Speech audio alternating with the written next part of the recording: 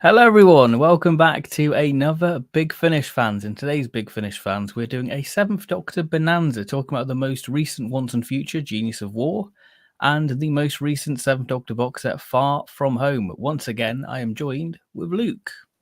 Yes, hello everyone. It's been quite nice getting some Seventh Doctor goodness back on a somewhat regular basis again, isn't it? Because Yeah, he's been a bit absent from Big Finish for a while because Sylvester McCoy was one of the few doctors who couldn't really make it into studio during COVID. So yeah. we had quite a while where we'd have the odds release here and there, but I mean, did he even have a single release other than that cameo in um what's the story? End of the Beginning in 2021. No, I Yeah, don't he think he was. did. Yeah, so we went Um, pretty much a whole year without him, really, it until wasn't until Silver and Silver and Ice. Ice. Yeah, Yeah, and now but we've got a bit of a renaissance because we've got these, and we're starting the last days of the Seventh Doctor now. yeah, teased way back when they first announced the relaunch, how that was going to go down. We were sort of like expecting that to be kicking it off, weren't we? And then Yeah. suddenly we had Silver and Ice instead, and then you've got the Harry and Naomi stuff. And so you're like, are they still doing these last days? Is that still coming? And we now got that confirmed for starting in November. Yeah, So, I'm looking forward to it, actually. Really hmm, looking forward to it. Really looking yeah. forward to it. And I think things have picked up with the Seventh Doctor Ventures in Far From Home. I mean, if you've watched our top 5 releases so far, you know that release made it on there for me. I think 4th was where I put it. Yeah, I believe. Yeah. And yeah. you gave an honourable mention to Operation Just Dusk, didn't you? yeah. Because you hadn't quite got round to Naomi's arc yet. So that'll be your first time sharing that. I think with me as well. I don't remember if I've asked you about that yet or not. No, I don't think we spoke about it, actually. So that'll be exciting. Mm, I mean, we're going to kick off tonight with Once and Future, A Genius for War. mhm. Then go into some news. Yeah, And yeah. then bring back round to Far From Home to close it out. But first, how have you been, Ben? It's just living the dream, I guess. I saw Barbie. It's very, very cool. What a film! What a film Barbie was. Did you do the Oppenheimer double or just No, Barbie? no. I really want to see Oppenheimer. That's the one I wanted to see out of the two.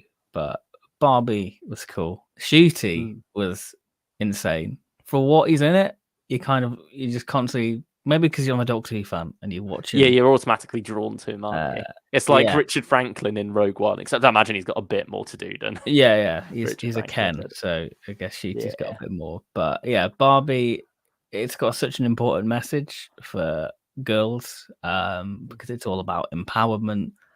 I think it's really important, really, that men shouldn't put women in boxes, and it's so meta. It's got a Toy Story 2 moment where, like, oh, are we doing Toy Story 2? Okay, cool. But yeah, really powerful, and girl power, really. That's good to hear. Yeah. And it's nice to see that it's doing so well at the box office as well.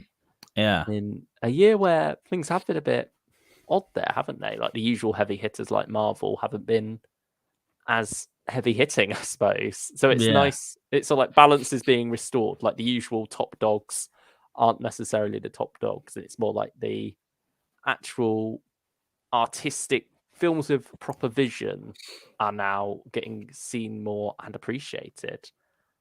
Yeah, like those two. I think those two have helped each other as well because of the meme. I mean, Yeah, Sean Longmore, who does a lot of Big Finish cover art, one of our favorite Big Finish cover artists yeah. here, did a Barbenheimer poster, and that's been used by like loads of different things, like discussing film as such when they're talking about how they're doing at the box office. So yeah, it's nice to see his work getting out there so much, and it's Yeah. sort of like it's weird as well at the same time. You sort of like look at it, see that's something by Sean Longmore, and you're like, he's ours, that's our thing. Yeah.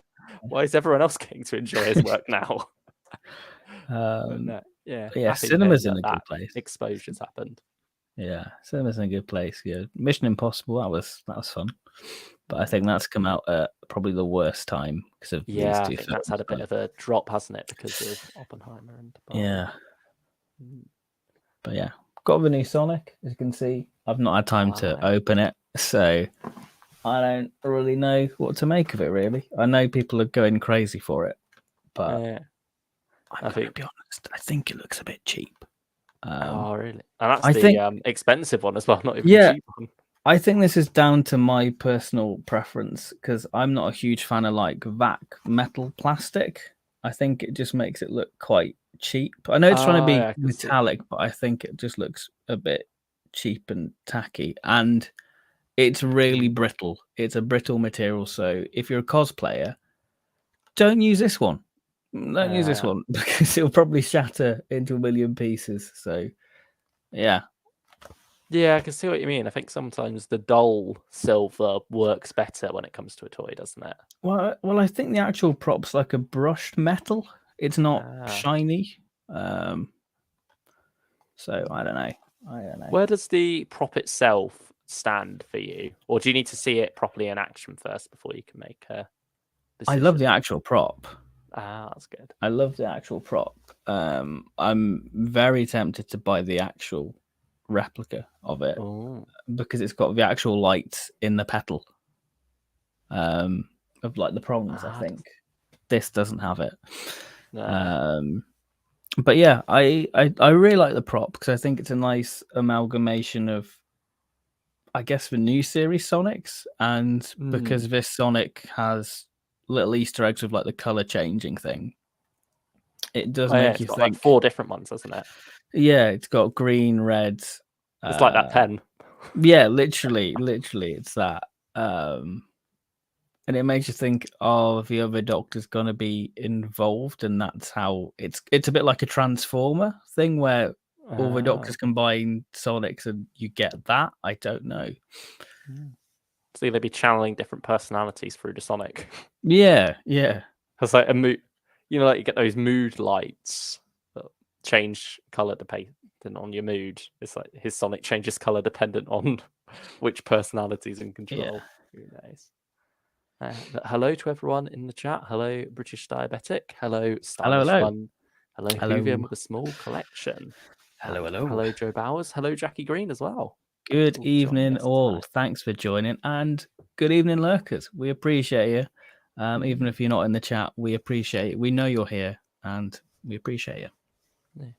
Stylish One says, Ben about to drop upwards of 1,000 quid for a Sonic is peak Hoovian move. Honestly, it's happiness. Work hard, I guess. Drop money on Sonic. Yeah, literally self-care.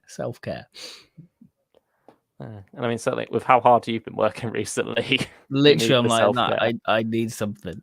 I need something to look forward to keep me going.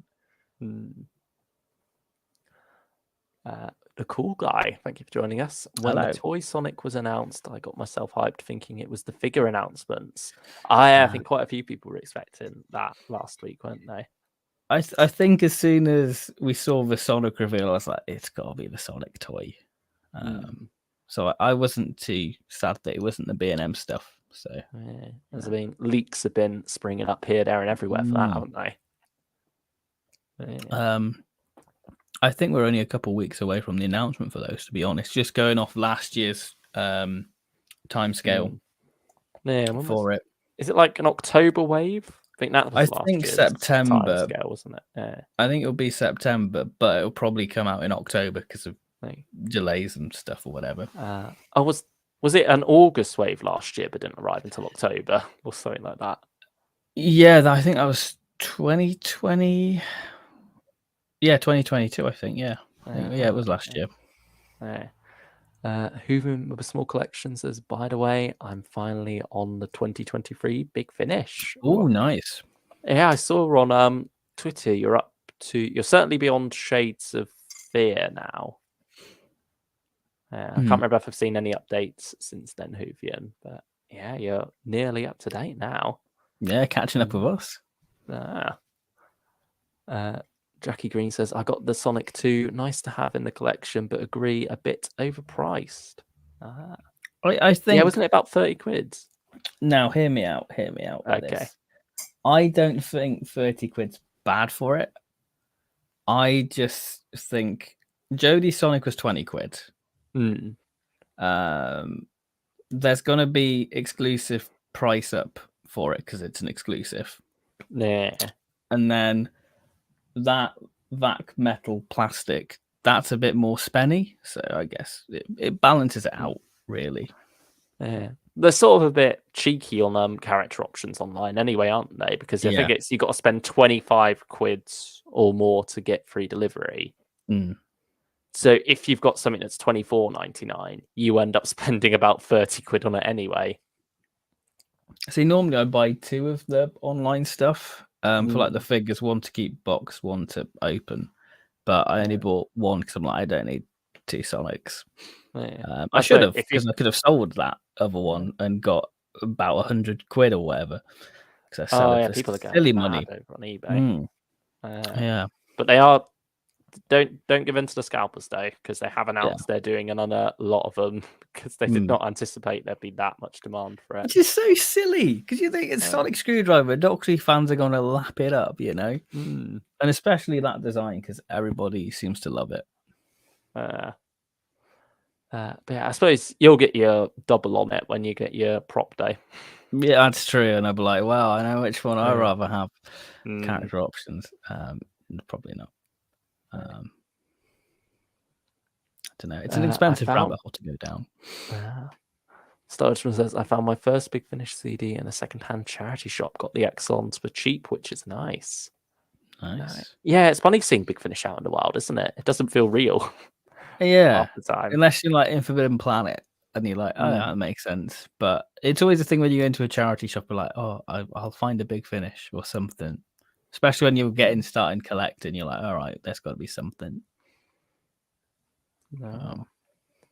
Oh, Joe Bauer says apparently there's going to be another online exclusive figure announcement in August. It's meant to be 60th related.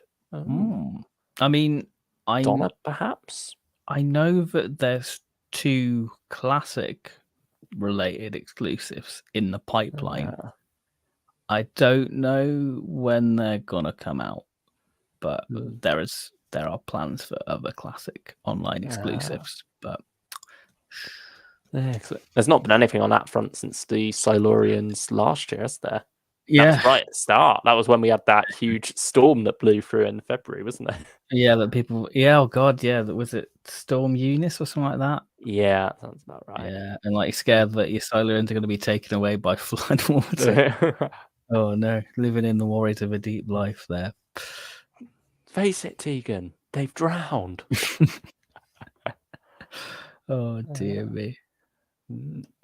But yeah, I mean, apparently with Russell and Bad Wolf, they're being a much more collaborative with all the license holders, aren't they? They're like taking Big Finish and character and people around. They're like giving them tours of the studios and showing off some of the latest footage as well. It all seems to be kept. I think you have to do that, really, don't you?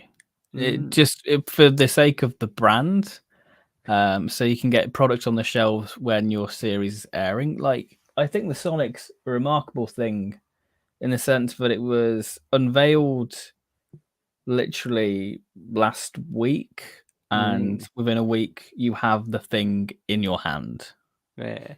I think that is a good sign for figures, and hopefully means that we can get broader distribution of, series 14 and 50th figures.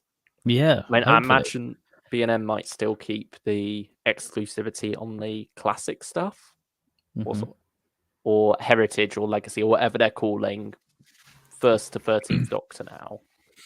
But hopefully for that newer stuff with Tennant as 14 and Shooty as 15, they will get to do more broader distribution of that. Unless a lot of that's going to remain online exclusive, like the Sonic. Yeah, but is that because there's meant to be a cheaper Sonic as well? Is that going to be more? Yeah, you see it advertised on the back there. That's the cheaper version because you can see it's not shiny. I don't know if you can see it very well. Yeah. But I reckon that'll be mass retailed. Yeah. So that might be in your Tesco. Yeah, it'd just be good to see Doctor Who out there a bit more, wouldn't it? I think that's the thing. Like, you miss it, and I think right now, I think we're gonna, we're gonna go back to the golden days. I think in terms of Doctor Who being everywhere, and that's so exciting.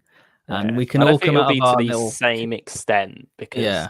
just like generally toys and stuff aren't in that same place either as well. I think with a lot more online things taking over that, there's been slightly less demand for physical toys, I suppose. Hey, Barbie Yeah. might bring it all back, Yeah, Barbie never could be know. the way. But I think that has been just a change in the times, really, hasn't it? Yeah. But nevertheless, it can do well for the time it's in, and I think hopefully we are going to get another boom for Doctor Who here. We'll find ourselves in a new golden age. Yeah, and as we Mike can all says. come out of our caves and go, I'm a Doctor Who fan, and not be pelted with rotten fruit. Go back, you weirdo. Go back. Hoover and Small Collection says they are on the first Iris novel. It's 11 hours. Blimey. We had it bad with the audio novels. Yeah, we thought they were chunky at 7. Have you picked up Prisoners of London yet? No, I still haven't yet. Have you? No. Yeah, still not got the £10 voucher yet. No, not. From Okay. Have you? Yeah. So how long ago did you get it? I think got it sometime last week, I think. Oh, maybe I'll have to chase that up. Because I certainly got the email saying, yeah, please send us what currency. What currency and such. Yeah. I'll have to follow that up after this. Because if that's gone in their spam, it's not going to be very promising. Yeah, let us know if you did go for that huge bundle, whether or not you received anything back from them. Yeah. I think I did reply a bit later than you. Yeah. People are wondering why Big Finish are invited to the license meetings when they're not producing 14/15 stories, but I think it's because they know what's happening with characters they're using, i.e. Kate. Yeah, that's true. They are still going to be crossing over there. And I suppose it's also in terms of, trying to avoid similar storylines and such, or using the same historical figures as well. It's good to avoid that. I mean, go on. That's sort of often been the case, isn't it? Because BBC got back to them about a War Master story involving him being like the witch finder general and said, oh no, we're going to have a 13th Doctor story about witch hunts and such, veer away from that. Also way back, they were planning a Winston Churchill story before Victory of the Daleks, and someone told them, no, that's something that the new series is likely to use. Think of something different there. So yeah, it's certainly always been the case, but this now looks more like Big Finish getting ahead of that rather than Big Finish saying, oh, BBC, we've got this story, can we tell it? BBC going, no, you're not allowed to do that. It's now them seeing what they're telling and then being able to go off in a different direction. I think it's just to make it a bit more cohesive, really, for everything's under one banner. Everyone's on the same page with it all. Yeah. Which it's nice to see like everything in the brand pushing in the same direction rather than feeling stretched in quite a few different ones. Yeah, there's a lot to look forward to. Yeah.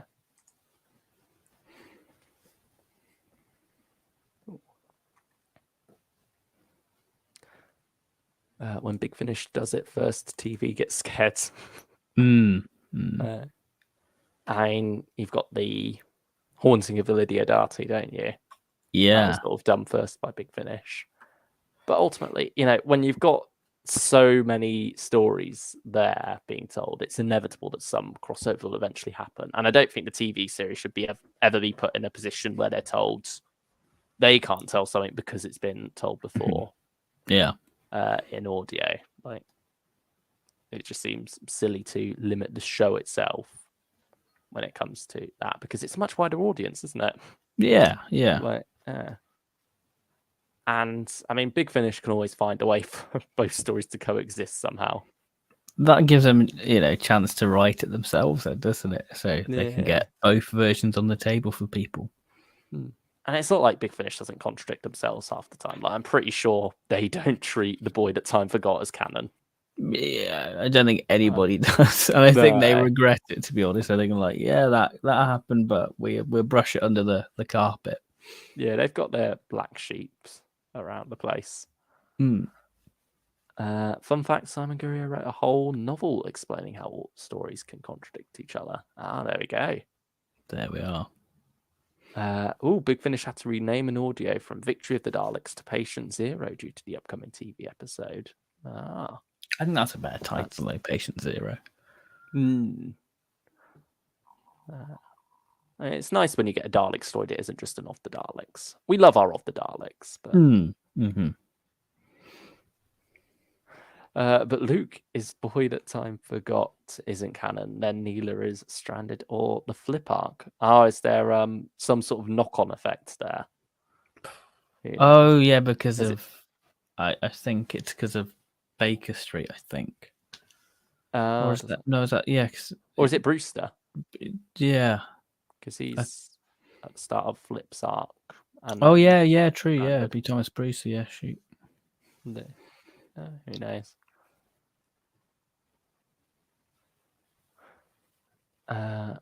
I went to the Target event a few weeks ago, says Joe Bowers, where they talked about the 60th ones, and the writers were only allowed to watch the specials they're adapting, i.e. Gary Russell could only watch the first special, but James Goss had to watch all 3 specials since he's adapting The Giggle. Oh yes, we had those books announced, didn't we? They're doing Target adaptations of all 3 specials as they're coming, and presumably that will continue for each episode going forward. Which is exciting, unprecedented. Yeah, it's interesting because I've seen some people say, I'm not going to watch The Giggle, I'm going to read the Target book first. I'm like, bless you, but I'm going to be watching The Giggle. Yeah, that's some level of restraint there. Yeah, I guess it's to have that authentic, classic Who fan feel that you experience for Target book before watching the episode. I suppose you just got to hope nothing leaks through the novel. Yeah, I mean, didn't the 5 Doctors novel end up on shelves before the 5 Doctors story went out on TV? Yeah, it did. But yeah, it wasn't meant to. Yeah, it's just that some distributors didn't care to look at the embargo date and stuck them on the shelves. They viewed rough cuts of these episodes in December 2022. I mean, they were recorded so long ago, weren't they? Yeah, I mean, we got a trailer in December 2022. Yeah, they watched the full thing. Oh yeah, lucky buggers. And those novels might be the only way some outside the UK get those episodes on physical media with Disney and their physical media or lack of it. They get a steelbook with no discs. Oh bloody hell! That's all down to them not wanting to pay residuals, isn't it? Seemingly. Yeah. Which, just bloody pay your writers and actors what they deserve, you bastards. Anyway, there we go. Shall we talk about on that note? Shall we talk about Once and Future, a genius for war? Yeah, and if you're enjoying the stream so far and you haven't already, please hit the like button. And if you're new around here and you're a lurker, subscribe for more shenanigans like this. It's all fun. But yeah, I shall load Once and Future up so we can talk about it. Because this is the 3rd installment. Yeah, we're 3 down out of 8 now, or 8 full ones, or sort of 7 in the sense that we're not getting the coda until November next year. So it's all like a bonus on the end of the arc, and then it's a 7-parter in the middle. Yeah, I mean, we'll see how that all comes together. It's sort of hard to tell at the moment, especially because early on they were talking about this as if it was going to be one long story. But then it sort of became more of a individual stories, particularly this one. This one doesn't really follow on the arc whatsoever. It is very a side step. Yeah, quite literally, the Doctor is taken out of his ongoing adventure with his multiple incarnations, degenerative effect, whatever's going on, and brought back into the Time War by the General to help with a situation involving Davros. And that's pretty much it, really, for the whole ongoing Once a Future thing. And then he's put back afterwards. Spoiler, kind of. I mean, you expect him to be put back afterwards. We've got the synopsis and cover reveal for the next 2 sets, so it's not sticking around at the Time War. Yeah, what did you make of that approach to it, that we're getting in on a sidestep? A bit disappointing, because I think there comes a point with these things where you're like, I just want to know, you just want to get to the meat of it. You're kind of fed up of your veg. You want a bit of something a bit juicy to go, all right, why am I committing myself into this series? It's and it looks ultimately like going to come down to whether or not it concludes well, isn't it? Yeah. Because if it's rushed at the end, you're going to be sat there thinking, well, why couldn't we have spent more time early on actually exploring this arc? I mean, I think Legacy of Time had the same issue. It didn't get going until the Colin story, which I think, again, was the 4th release, I think, of that. No, Colin was the 5th one. 5th, blimey. Yeah. And it looks like, again, Once and Future 2's company, it looks like, oh, this is where we're actually starting to get the plot. Because I think Past Lives, we hope, because Past Lives there's this degeneration thing. Artists at the end of time look for a diamond and now sidestep, and then hopefully we're getting some answers into his company. Yeah. I mean, it was funny because we thought it was quite bare bones in terms of arc in the first 2 releases. Yeah. But this one threw that to a whole nother level. But at the same time, I like how it is used within the story. It's not entirely forgotten and does play nicely into the plot itself. So what did you make of this in isolation, I suppose, without the greater Once a Future arc? How does this stand as a story in its own right? I think in terms of the big Finish Time War tapestry, this is a great addition. In terms of Once and Future, not so much, really. Yeah, it very much does just feel like your standard Time War episodes. I think if you like your War Doctor and Native Doctor Time War stuff, you'll like what this has to offer here. It does feel very new series in style and in inspiration as well. I know it was Jonathan Morris's sort of like aim with this to sort of like take a classic Doctor, put them in a new series style story to show that, this show is moving on. It's not just staying stuck in the past the whole time, but can nevertheless pay homage to its past. And it definitely, in particular, homages a certain 12th Doctor story from season 9 or series 9. Yes, it does. Yeah. Which was a bit of a surprise to have that dropped in. Yeah. I think so. It's Witch's Familiar and Magician's Apprentice, if you haven't guessed by the presence of Davros here.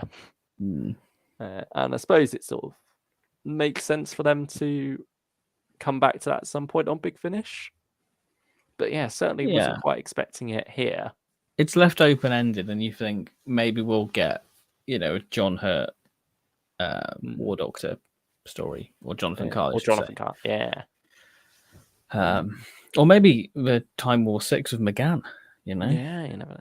Because this is picking up right where Time War 4 left off for Davros, with him being imprisoned on Scarrow's moon. Yeah, Falcus. And I mean, how was Davros within this for you? I don't want to sound bad, but Terry Malloy, it just kind of doesn't have it anymore, I feel. Oh, doesn't it for you? Yeah, because me and James are just going, yeah, Terry Malloy, it just doesn't seem like he can do Davros anymore. I think he was all right. But I think it shows the limitations of Davros's character within this. I think.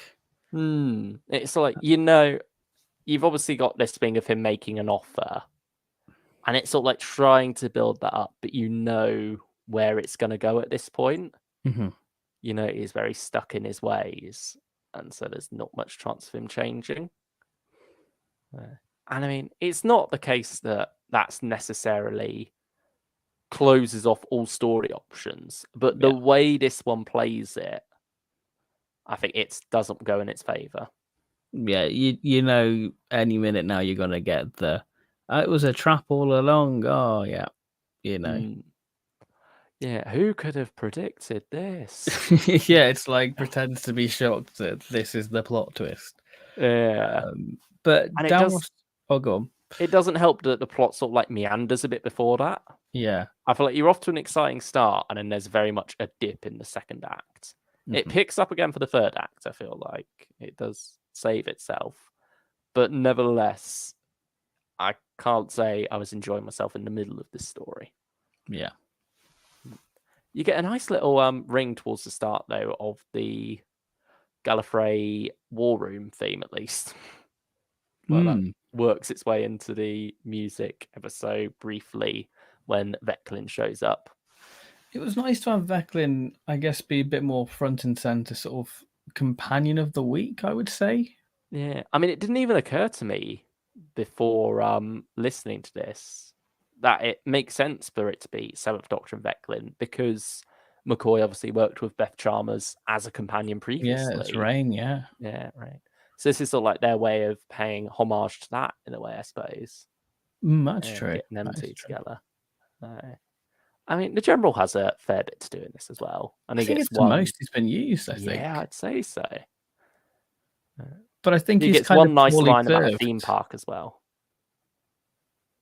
Sorry, what did you say? I think he kind of gets poorly served at the end of the story when they go back to Falcus. I think that's when it like, oh, the General's a bit more cleverer than that, surely. Yeah. I think for me. Yeah. Veclin's also somewhat more passive than she usually is in the Time War stuff. Like, just in terms of there needs to be a companion figure for the Doctor, so she's sort of forced into that role instead. I mean, in terms of Seventh Doctor and the Time War, it's sort of what it says on the tin, really. You don't necessarily have him at his most manipulative, I'd say. No, because in Abby's arc, you get the oncoming storm mentioned and the manipulative Seventh Doctor within that. But, I think if McCoy was on top form, Time War would have been over straight away, Yeah, but I mean, it's also the thing that, he is thrown in the deep end here, and he's not the Seventh Doctor all the time, if that makes sense. Yeah. And so, he can't really have this master plot going, because for it to be going, he'd have had to been the Seventh Doctor for a while, and that's not how this degeneration works. So, yeah, you don't necessarily get the full-on McCoy and Time War that you're quite hoping for. It's much more just, let's have fun with a different Doctor in the Time War, really. Yeah, which I don't mind, I think. But, yeah, I can't say I'm too big a fan of most Time War stories anyway. And the so Daleks, this doesn't change my mind. Yeah, go on. Daleks, they're just, despite it being Time War, the Daleks are just not really part of the utilized. furniture. Yeah, they're just set dressing. They're just there to go exterminate. Oh no, we need to get out of here. It's literally just, here's one action sequence. Let's move on. Yeah. I mean, there's some interesting stuff going on towards the start on Falcus with how that's set up.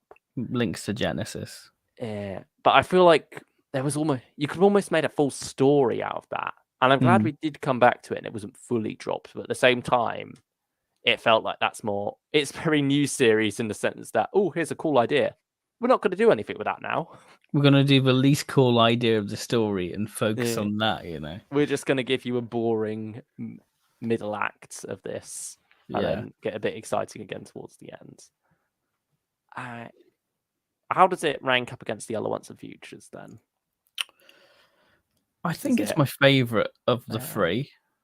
I think which doesn't bode well for the series as a whole. Yeah. No.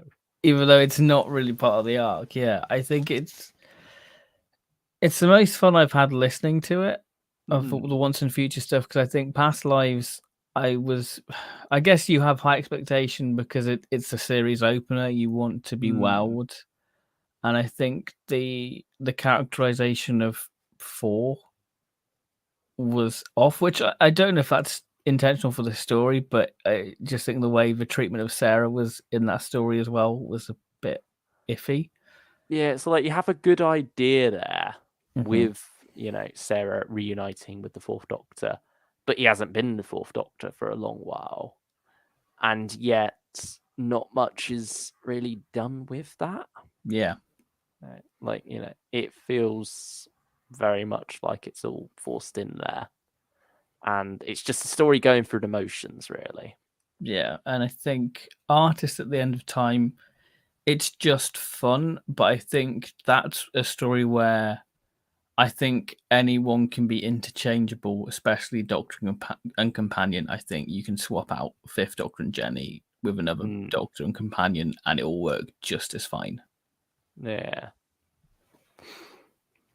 I think here it does feel like a step up from Past Lives, certainly. Yeah. I don't know if I prefer Artists at the End of Time, though. I think there is a bit more fun to be had with that one, perhaps. It's more consistent across the boards. Yeah. Like I say, this one dips quite heavily in the middle. But I don't know if the start and end help it to be better than Artists at the End of Time for me in my eyes. But yeah, certainly Past Lives is at the bottom of the list so far. Yeah. And hopefully remains that way, because I don't want the series to get worse. I want better things to come in the future. So fingers crossed for that. I mean, rating out of 10? I'd say a solid 8, maybe. Yeah, solid 8. That's surprisingly high. I think 7 is fitting. I think so. Give Artist at the End of Time an 8, and I think I prefer this to. That's fair. Just ever so slightly. But yeah, I guess we've got Lady Christina and Jackie in a couple weeks' time, and the old Harry Sullivan. Hopefully that pushes things forward. Starch one says, hot take, this was my least favourite of the series so far. The lack of arc relevance gave it no momentum and made it frustrating, along with a lot of awkward audio action. Yeah, I can't say much of the action was done well in this. Action audio can do well. Yeah. Like, I mean, we always give the example of the Unzal incursion by Mark Wright. That is brilliantly handled. But yeah, I think especially in the Time War, often I'd say one of the few exceptions to that would be the He Who Fights More Monsters. Yes, that does action very well. That does a lot of things very well. Yeah, with this one, it sort of feels just like it's filling time, really. It's just another conversations that aren't always that interesting. Yeah. So I think it's trying to like marry Gallifrey with its political series, and this trying to be like the fun Doctor action Time War adventure. Yeah. I mean, yeah, certainly so far it feels like each of these is crossing over with one of their current ongoing series, isn't it? Yeah. Because you've got the Unit new series crossover with Past Lives, then you got your Jenny Doctor's Daughter crossover the second. This is your Gallifrey War Room crossover, although lacking Leela, surprisingly. Yeah. Yeah, I think McCoy and Leela would be a fun combo. Yeah, like she's one of the stars of Gallifrey War Room. Why not give her a bit of time in the spotlight? That's one of the things that's always felt awkward to me, the fact that you've got Leela full on in the Time War, but she's never really interacted with the Doctor beyond the last War Doctor John Hurt box set. But I suppose has that written them into a corner a bit there with how they dealt with that? Who knows? But yeah, and then obviously we've got other ones coming up as well that cross over, but we'll get on to them in a minute. Yeah. Big Finish are not as good as arcs as they used to be. The Eighth Doctor Adventures and Six and Charlie arc made even standalone stories arc relevant. I think it's Yeah. down to more the format now of modern day Big Finish. Yeah, I suppose because especially with this being a huge event series, they want people to be able to feel comfortable picking up the odd story and not necessarily following the whole arc. Especially because this isn't just a box set, this is individual releases. So I can see the idea of that. But yeah, I feel like I'm just repeating myself each time with these sponsored future streams at this point, where it feels like we're not necessarily making the most of this concept of degeneration. It does just feel like the Doctor. I mean, especially with the time scoop thing, it feels like Yeah. it literally could just be the Time War, Time Lords, time scooping the Seventh Doctor, going back earlier into his timeline to recruit him. It feels like it could easily do that standalone. Although later it does at least involve the degeneration plot line within this. But I think ultimately it's going to come down to how that all ties together later on when it's all revealed. But I can't say it feels like a very well told arc so far. It's a bit like Shadow of the Daleks, where you're left with more questions than answers, I would say. Yeah. It all feels very disparate as well. Yeah. It's like things are all over the place because you end Past Lives with the Doctor being told, oh, you need similar DNA to help this degeneration thing that's going on. Why don't you go find your daughter? Nothing happened with And that. yeah, like it's mentioned briefly that it's helping him temporarily just being in her presence, but it doesn't feel like there was a connection there. I mean, yeah, then with this, just how separate it is. Like with the diamond thing as well, that's like our main bit of plot at the moment is supposed to Yeah. be this We're diamond. just clinging Like on to that. that's not necessarily something that felt naturally introduced into artists at the end of time. Yeah. It's like there's no way for us to tell that's relevant other than being told by the Doctor going, oh, this rings a bell from something that we, the audience, haven't seen. It's So just therefore bashing it your must head be over with it. important. Yeah, it's like there's nothing to grasp onto with It's like, this look, here's a series. clue. Here's a clue. Take it. Yeah. It's like, what are we meant to do with this clue when we can't work out anything? Yeah. But again, it's all going to come down to whether or not they can tie it up. But so far, I think it's it going to just be feels Coda. like I think it has to be Coda what's got to do all the heavy lifting. I mean, Tim Foley can do that well, though. He Yeah. did it for 42. But I think That it's an very hour much as well. elevates 40 as a whole. But Sorry, what was that?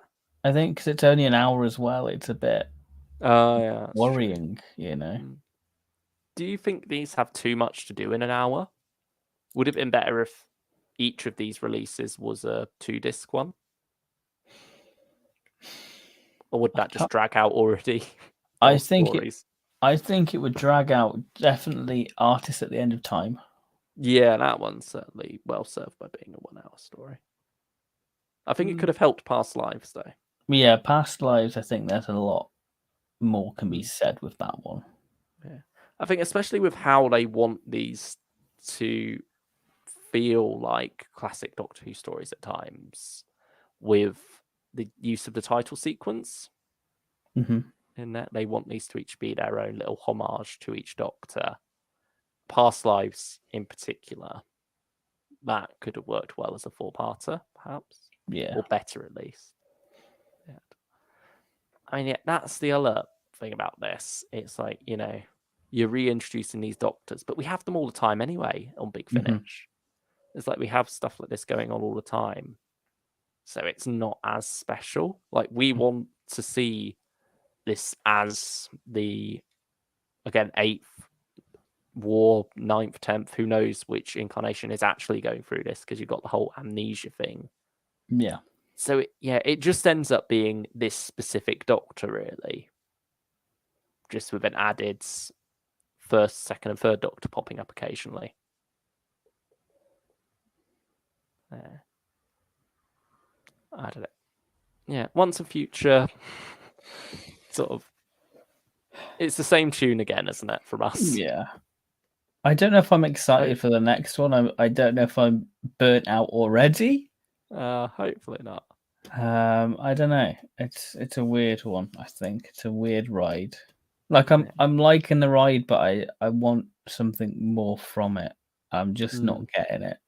Yeah, I just hope that in retrospect, it's all improved as we go on. But yeah, I don't know if could this have been done better if it all came out as 1 or 2 box sets rather than individual releases.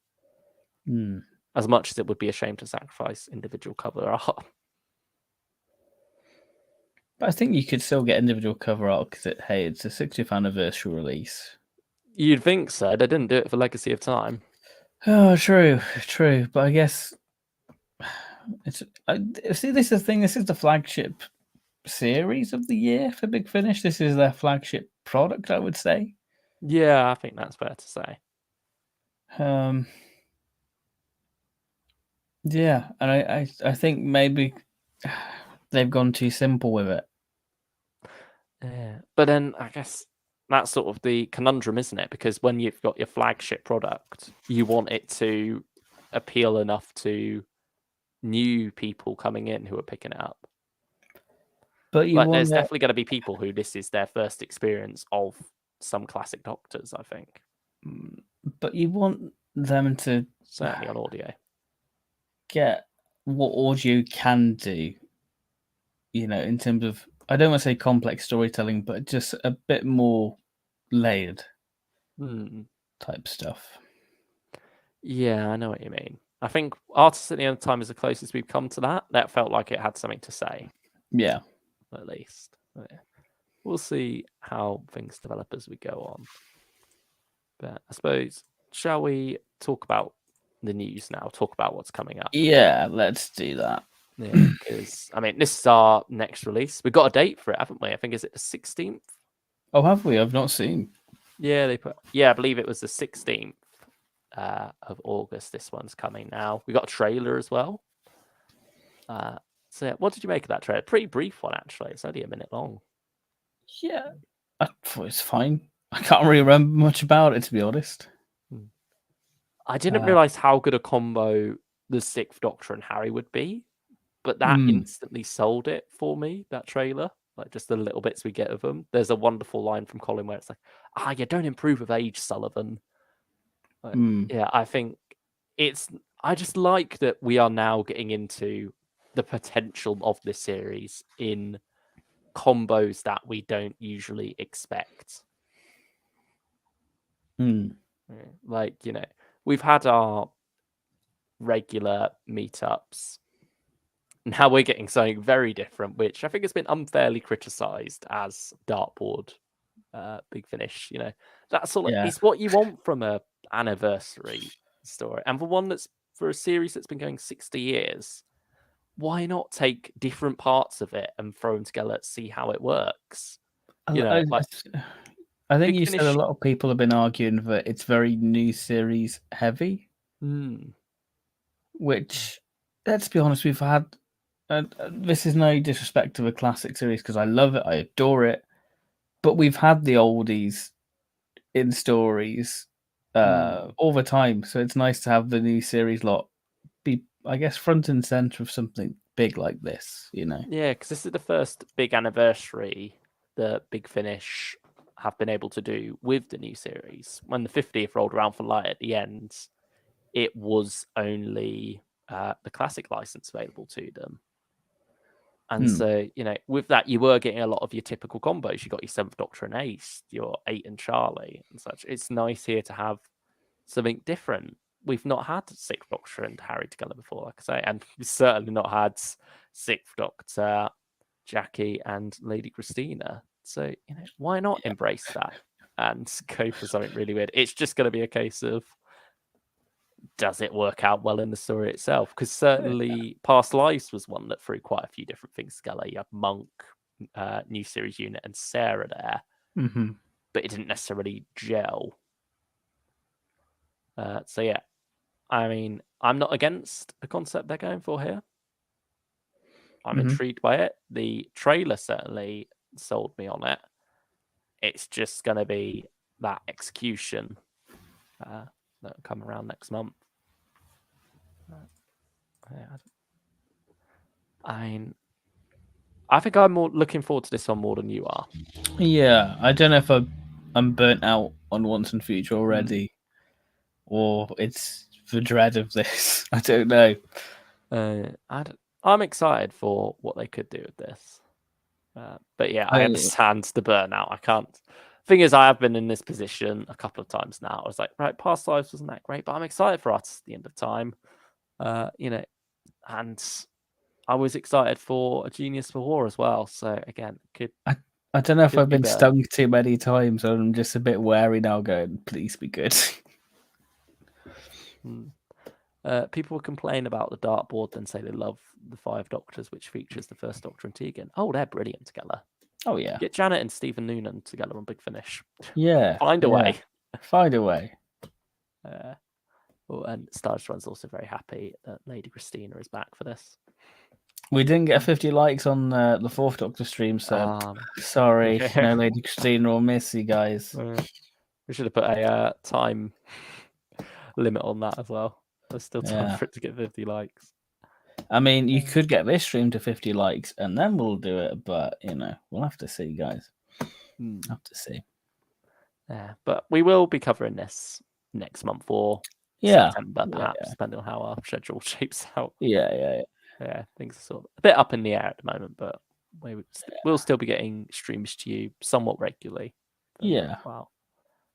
And Stephen will also be involved. He's very keen to come back. Yeah, we've got quite a few ideas in mind with him. Or he's got quite a few ideas in mind with us, perhaps. Yeah, which is nice. Which is very nice. He's very enthusiastic about doing this. Yeah, it's lovely. It really is lovely. You've not heard the last of him. But anything more to say about Two's Company? Just nice cover.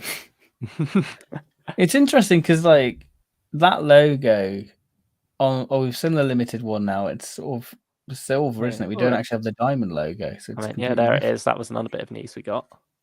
Yeah. What do you think of that? Because I was a bit surprised when I saw this.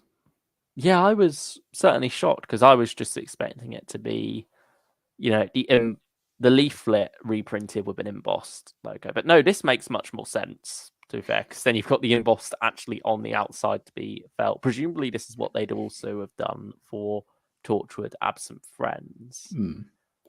See, I thought the cover itself would have a bit of a foil finish with on the vortex side. But no, it's just the logo for this, isn't it? I think it's a shame it's not the just standard logo foil embossed. Instead, it's like this funny black and silver one. I mean, maybe there were limitations there, which is understandable. But at the same time, I don't know how well this is going to go, particularly with this cover. I don't know if the black will sort of feel a bit weird with that. I think it looks fine for Past Lives, but yeah, it remains to be seen on the others.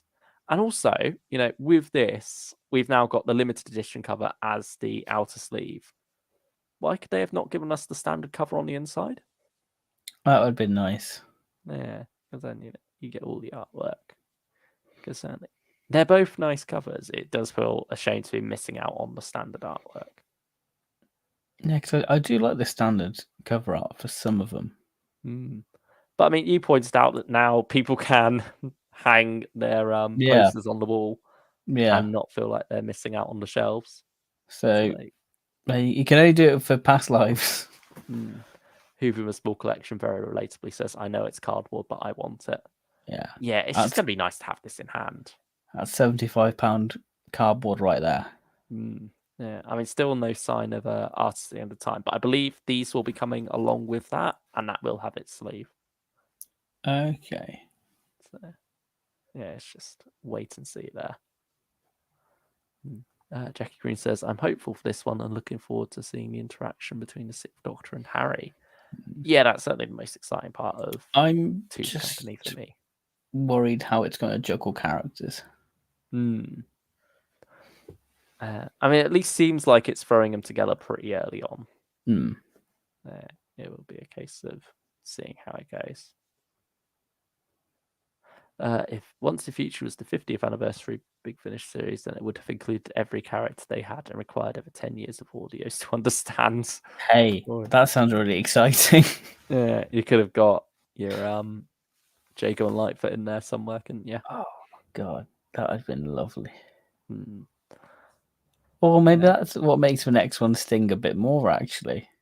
Oh, you just brought that thought in my head. Oh, before we get to that, we also had Rose Tyler news. I think we're saving the big one till last. We had a cover and story details for Trapped. This seems to all be one long story, this box set. Oh, that's cool. It's all set on one world rather than bouncing between different parallel worlds. I believe the character there between Rose and Jackie has been in the series before. I think they were introduced in the previous one. Oh, I don't know. I've only got the first one. I mean, it was a good set. No Clive in this one, though. No, that's a shame, because Clive kind of made the first one. You got a weird figure to the left there. Sort of looks a bit like Ronan the Accuser from Guardians of the Galaxy. Yeah, that film. He's got the hammer. But yeah, I mean, can't say I'm any more tempted to pick this one up. Yeah.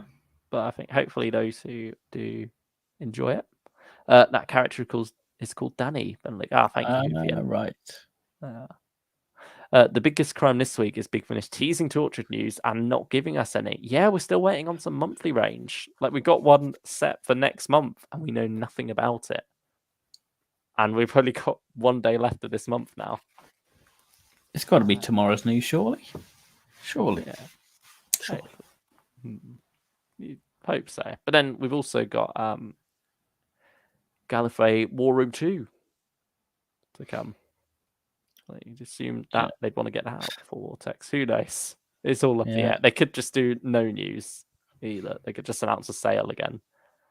Big Finish are doing a Caddock Point. Yeah, they are. That was one that wasn't announced until right before it was about to come out. But now for what you've all been waiting for. Martian Invasion of Planetoid 50.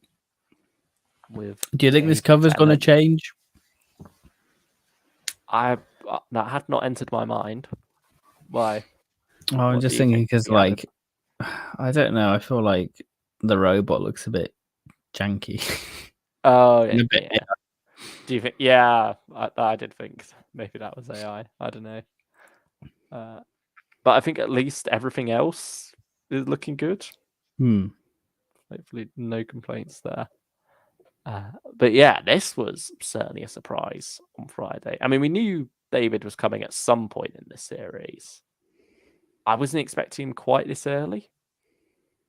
Yeah. And I can't say I was expecting him with Missy or the Paternoster gang either. They kind of work, though, don't they? Yeah, they do. I mean, I saw someone on Twitter, I think it was Dimensions in Gen, point out that this is like a mirror to Capaldi meeting Sim. So now, he's met the 10th Doctor's Master. Now the 10th Doctor's getting to meet the 12th Doctor's Master. And, you've got a Scottish trifecta here with David, Michelle, and Neve McIntosh. So it does. And also, I think the 10th Doctor is one of those Doctors that feels right in the Victorian era. You got your Next Doctor vibe, don't you? Yes, yeah.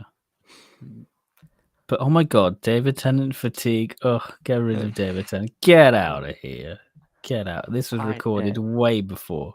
This was, I think the first Once a Future they did back in October 2020, which is crazy to think about. So this is the last thing he recorded for the lockdown stuff. So this is our last bit, I guess. Well, I think he did Luther Arkwright since, though, hasn't he? But yeah, I don't think that was in a lockdown. I think that was beyond that.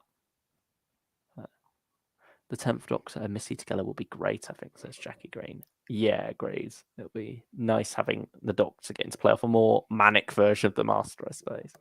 Manic. Have you seen John Sim in End of Time? I think they're on a different level, though. Yeah, that's true. That is true. I mean, she even calls herself like Bananas, doesn't she? In I suppose this is a more pantomime sent up one. Yeah. Version of the Master. I mean, it's Series 8 Missy as well, I think, for the first time on a cover. Yeah. Yeah, they like using her Series 10 look more, don't they, for the most part? I mean, that's more of her iconic look, I push. think. Yeah.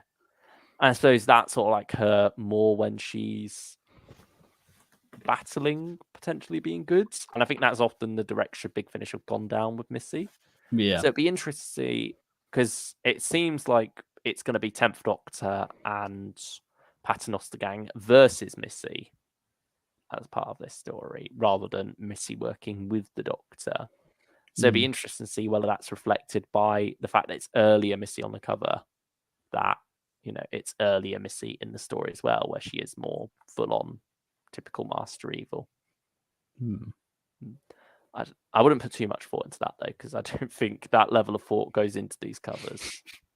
I love the covers, they're beautiful, but you do have Davros with his hand still on the Genius for War cover when it's obviously been blown off by that point in the timeline, presumably. But yeah, I don't know. I mean, was that Davros, or is that technically alternative Davros? Because you've got the whole Time War 4 thing. I assumed it was just palindrome Davros. Yeah, from I guess. Resurrection or Restoration, I think, whatever it's called. Yeah. But is that a separate Davros from the one we then have in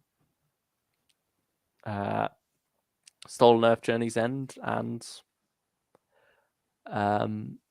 what's the next one? Which is Familiar? Is the one in Stolen Earth Journey's End, does he actually die there? And then the one in Which is Familiar is Palindrome Davros? Oh, dear me. There's a whole can of worms being opened up there. Oh, dear. Luke Davros and a Genius for War is confirmed to be alternative Davros. Yeah, but is that alternative Davros carried on into the new series stylish one? Oh, because they're obviously doing some Series 9 shenanigans there. And it's not like, it definitely feels like a setup for where things go there. Who knows? But yeah, Martian Invasion of Planetoid 50. No Ice Warriors. I think we sort of threw that out there before, didn't we? That they could be doing Invaders of Mars here. Yeah. And it does look like they're going down that direction of H.G. Wells homaging. I have to give that a listen in preparation. Martian Invasion of Earth. Yeah. See, we should have seen it coming. We should have.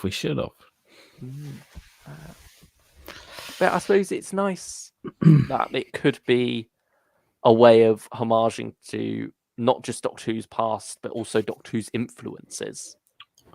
Yes, yeah. Could this very much be, looking at H.G. Wells himself and his body of work and sort of being a comment on how that inspired Doctor Who. Could that be where they're going? Jonathan Barnes, he's very good with the Sherlock Holmes stuff, isn't he? I believe right. so. Yeah, I believe he's writing for that. So he knows his Victorian London. Yeah, so I imagine it will be a bit of that ilk, really. Yeah, hopefully so. I don't know whether you're swearing for Paternoster Gang before in that series. But I don't know. I love me a bit of Paternoster Gang, though, particularly Strax. I'm happy to have him aboard. And I think him and Tennant will bounce nice off each other well. That'll provide some good comedy. And I mean, we have already had him with Missy in series 1 and 2 with Missy, actually. He turns up. Certainly fun combination here, and I'm glad we're getting Tennant sooner than we expected. Yeah, because we thought Tennant would be sort of the last one. And I suppose that just leaves the speculation as to what's coming in October with the Union and Time Lord Immemorial. Which way round 8 and 9 will be there. Strax isn't in Missy Series 1, Luke. Oh no, he's not. That's where they set up the orphan children or whoever they are, and then Strax gets involved with them in series 2. There we go. Yeah. He is definitely in Missy series 2 though, along with Smogrons and the monk. Yeah. Yes, the monk who's in both 1 and 2 and 3, but not 4, it seems. Oh, Dan Starkey's in Missy series 1, but not Strax though. I mean, he's already been in Once and Future as well, hasn't he? Oh yeah. Past Lives. Although he'd have done this one first, funnily enough. Which is sort of mad, because we'd have thought the Tom Baker one be the first one they'd get recorded based on Fourth Doctor Adventures and such. Oh, and we also got the limited edition cover, of course. I'm a little bit disappointed with this one. Yeah, I can see why. Because it's kind of, we've seen these images 1,000 times. Like nothing's been, it's not a new composition. I suppose it's difficult though with this style of cover though. But they did it with Davo. Oh, did they? Yeah. I suppose there's more pictures available of new series actors just straight facing the camera. Whereas in classic promotional material, it's much more sporadic. Like they had to come up with a composition for the series 2 cover, didn't they? Because I don't think there's really any pictures of William Hartnell just looking straight at a camera for the most part. Whereas nowadays you have more headshots and stuff for the norm, aren't they? Yeah. But I can see what you mean about the picture choice.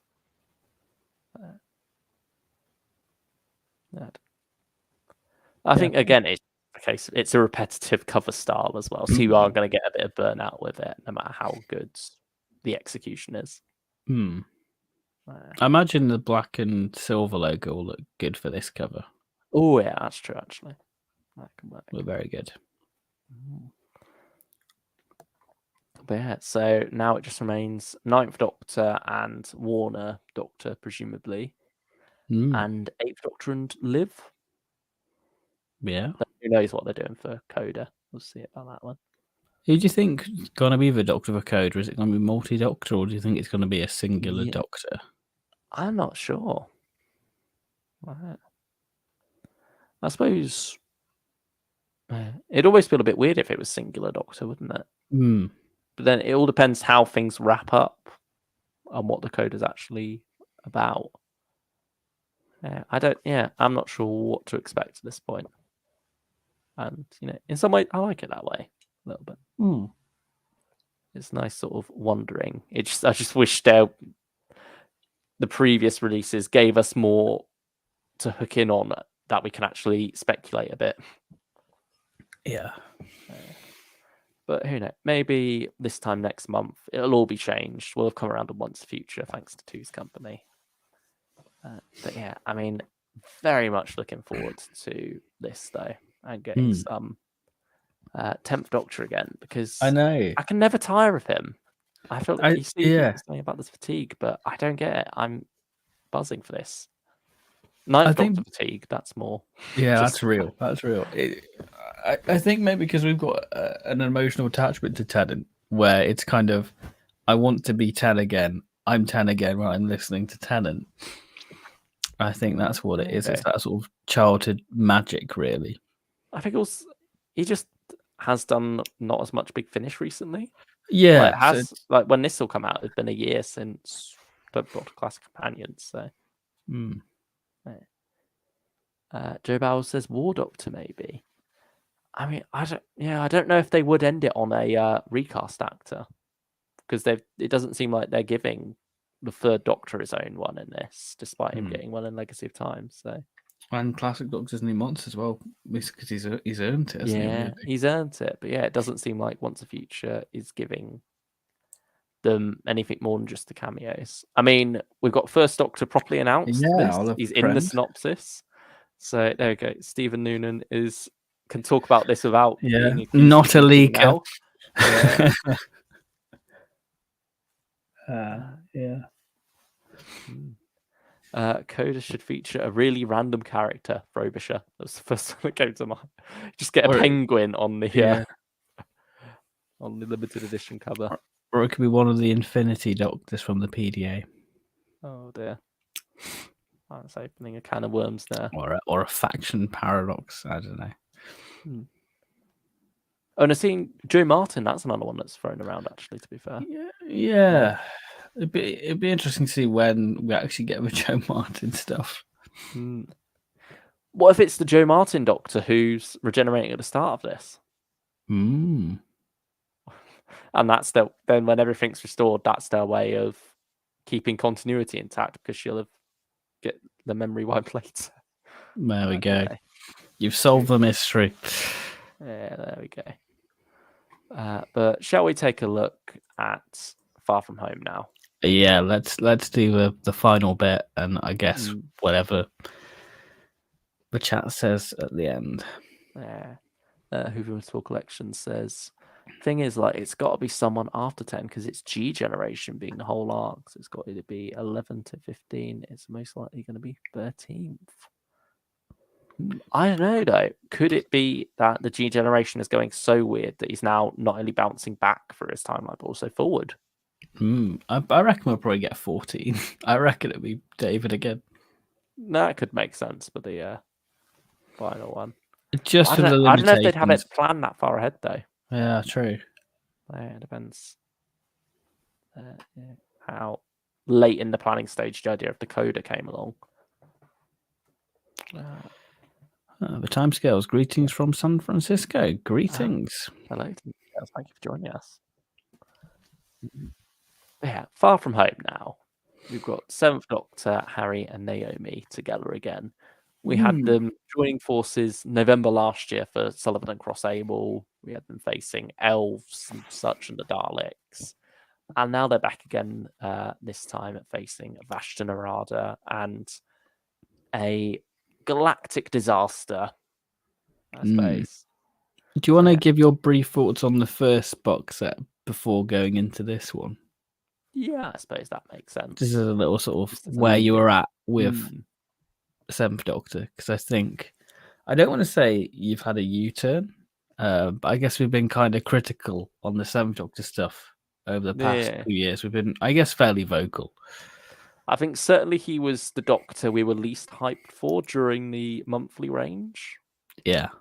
I think, we had a bit of burnout with a lot of the Mel and Ace stuff. Yeah. But I do think things started to pick up with Displaced, I'd say, is a story I really like. Although that's paired with the Flying Dutchman, which is a story I really don't like. So that was an interesting combo. But then Grey Man of the Mountain came along, and that was very good stuff. But then we took a break from Sylvester, didn't we, really, due to COVID? Yeah. We had like a brief cameo in the end of the beginning to wrap up the monthly range.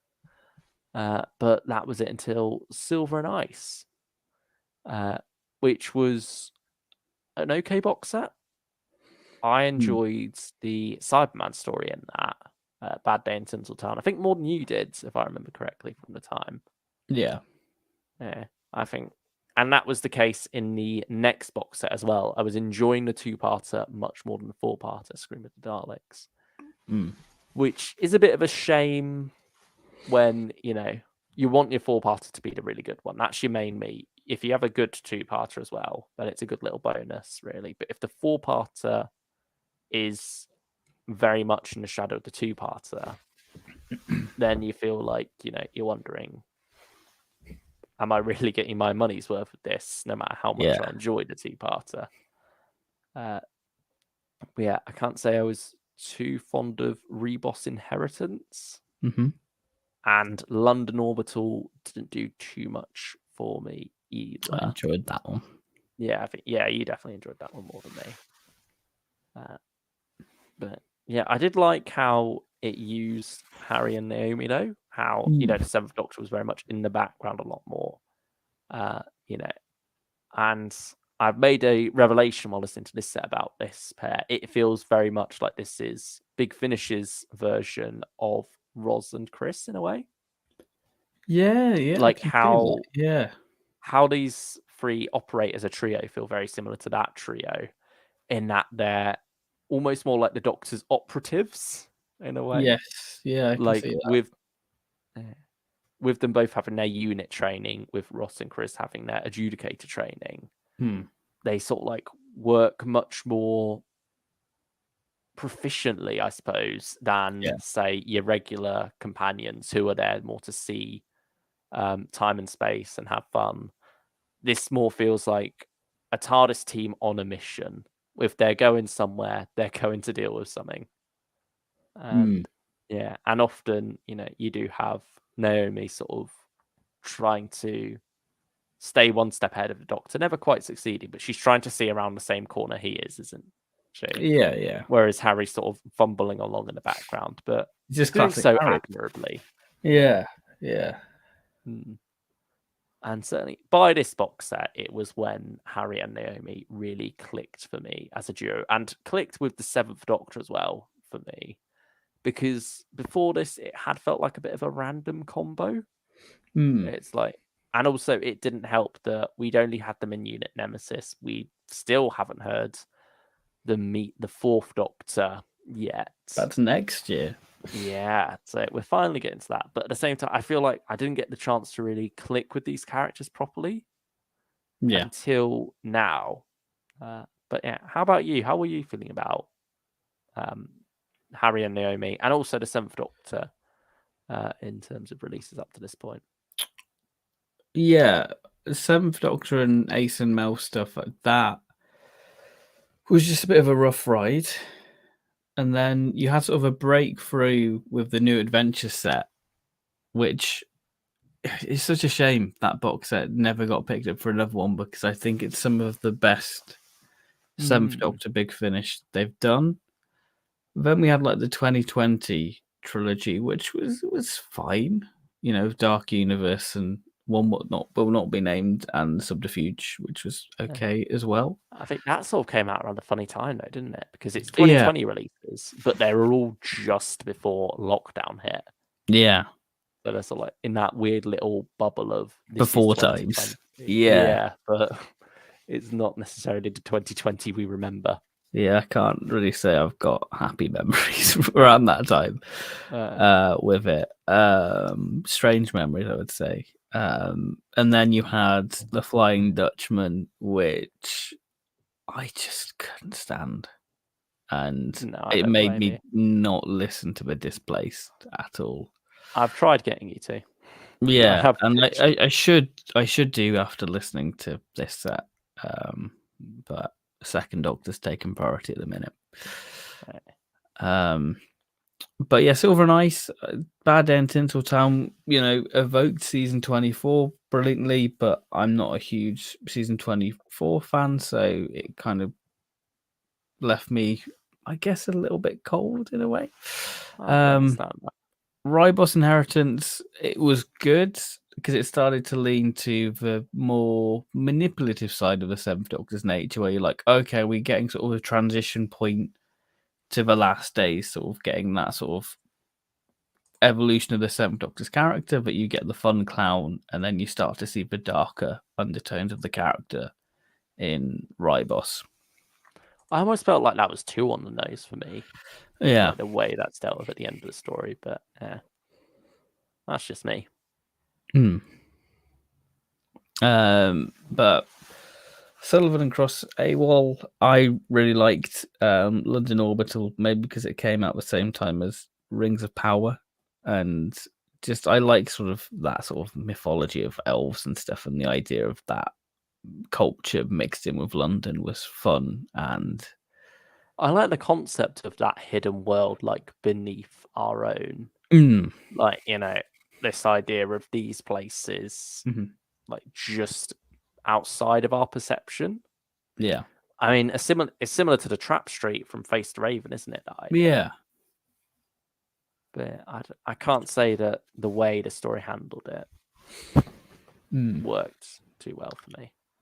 And then the Dalek story was really good because McCoy just sells the Daleks incredibly well.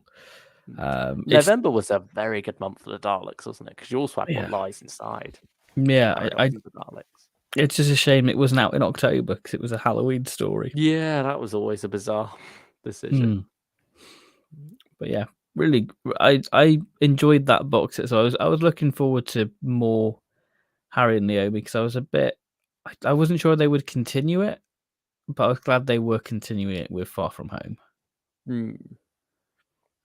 Yeah, I'm glad this gets to be a little ongoing, especially now that I've come to like these characters as a trio much more. Like, I really appreciate them, and I'm excited to see where they take them in the future. It was also nice with this box set to have 2 3-parters because that's all like the Seventh Doctor's bread and butter in a way. He's the Doctor with the most 3-parters in his era. Yeah. It's what half of his era is made up of, really.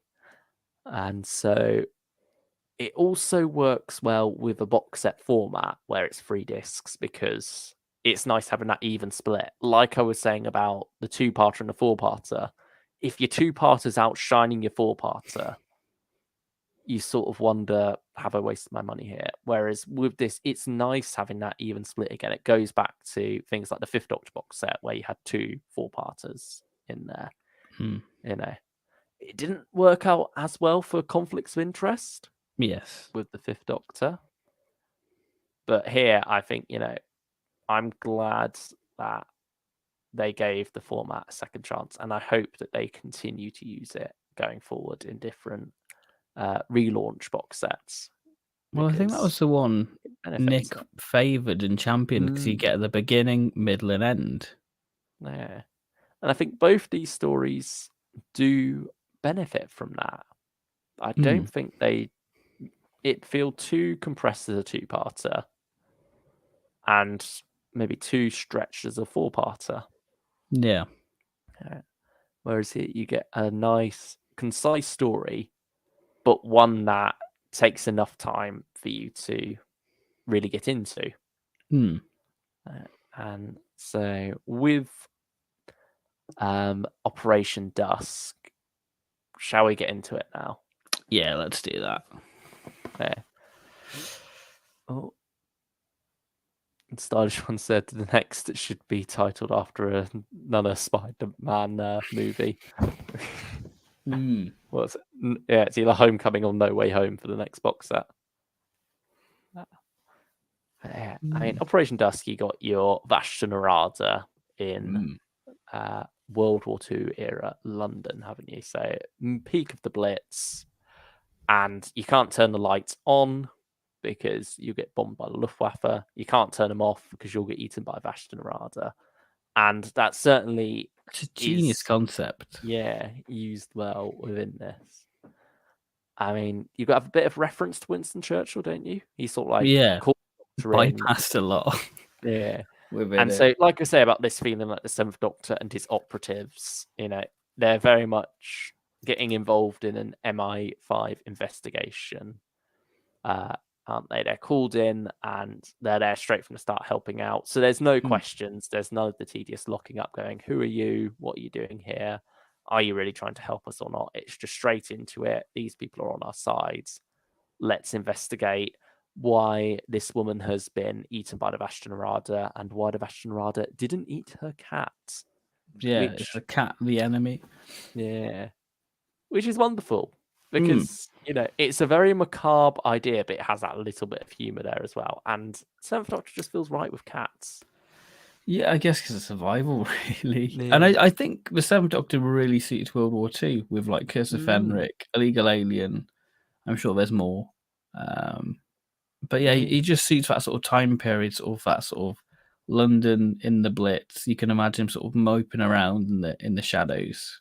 I mean, this is a story about the shadows in more ways than one, because obviously you got Vashta Nerada as well, you got the Blitz, but you've also got MI5 in there, an organization that is working in the metaphorical shadows. Yeah. Aren't they? So going under the radar, and perhaps other organizations beyond that as well. So I feel like one flaw of this story is there's quite a few characters to keep track of. You get lost with that, yeah. Yeah, I certainly had that issue a few times. I don't. Maybe that'll improve on re-listen as you get more used to who's who and easier to follow. But yeah, certainly it's one that keeps you guessing for the most part. Yeah. But I do feel like the final twist was a bit obvious. That's what I expecting that for a while. Once everything else has been crossed off, once you're left with just one character who it could be, you're like, well, It's gotta be. let's wait for that reveal now. Yeah, I think the Vashnarada are used quite well within it, but they're sort of part of this justice system, I think, from memory. Yeah, used as So it's a sort of new spin on them. and it's very much about the idea of you can't tame them. Yeah, which we learned from You're Classic messing Doctors, with nature. Yeah. Volume 2. Yeah, I mean, it's that theme that goes right back to, say, Inferno, isn't it? You know, you're tampering with the forces of creation. Yeah. Well, that's a line from Dalek Invasion of Earth, actually. But, yeah, I wonder if the Daleks ever ended up with any of that primordial slime coming up. Maybe. We get Primord. Do we get Primord Robomen? Yeah, that would be terrifying, wouldn't it? Yeah. Yeah. Ooh. There we go. That's an idea for a story, Big Finish. Yeah. But yeah, I mean, I do have to say, apologies for misjudging the cover on this one because, you know, the light up gas mask dude there is not anything to do with Vashtanarada per se. Yeah, it's something different. Yeah. Not nanogenes either, despite what it may look like. Even though it sort of feels like it in a way. Yeah. Yeah, that was a nice little twist in the story as well. And the way that plays into things. But yeah, so like it's a hard story to talk about because it is very much going into that espionage thriller angle, isn't it? There's a lot of twists and turns. And Alfie Shaw does a brilliant job navigating all that. Yeah. And certainly one that makes you want to keep listening. Yeah. I think part 1 just feels very quintessential McCoy. I would say, especially when you got sort of the morgue stuff, and you know, going back to your operative point, you've got Harry basically going to examine this body. You know, you've got everyone has their own skill set. Yeah, and it uses that. Whereas Naomi's arcs, you've got Naomi's sort of curiosity getting the better of her, really. Yeah, she's a very headstrong character, and that comes to a head there. So, yeah, what would you rate Operation Dust then before we move on to Naomi's arc? I would say maybe an 8 or 8.5. I think it's my favorite of the two still. Okay. Yeah, I'd say an 8. I think it's got my favorite cliffhanger of the set. Oh, part 2. Yeah, I love part 2 so much. Yeah, and then we come to Naomi's arc now, which I'm going to let you take points on because I've not heard your thoughts on this yet. I now know that you think Operation Dusk is the better of the two. Yeah. I disagree, but yeah, I feel like they're both very strong. It's such a solid box set overall. I think Hila could easily take the crown. So yeah.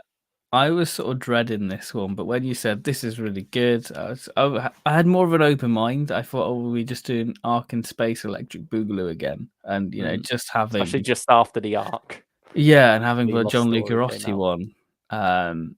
But this is something very different. It's got such a cool sci-fi idea that there's this sort of galaxy that's constantly gonna like supernova, isn't it? And there's these escape pods.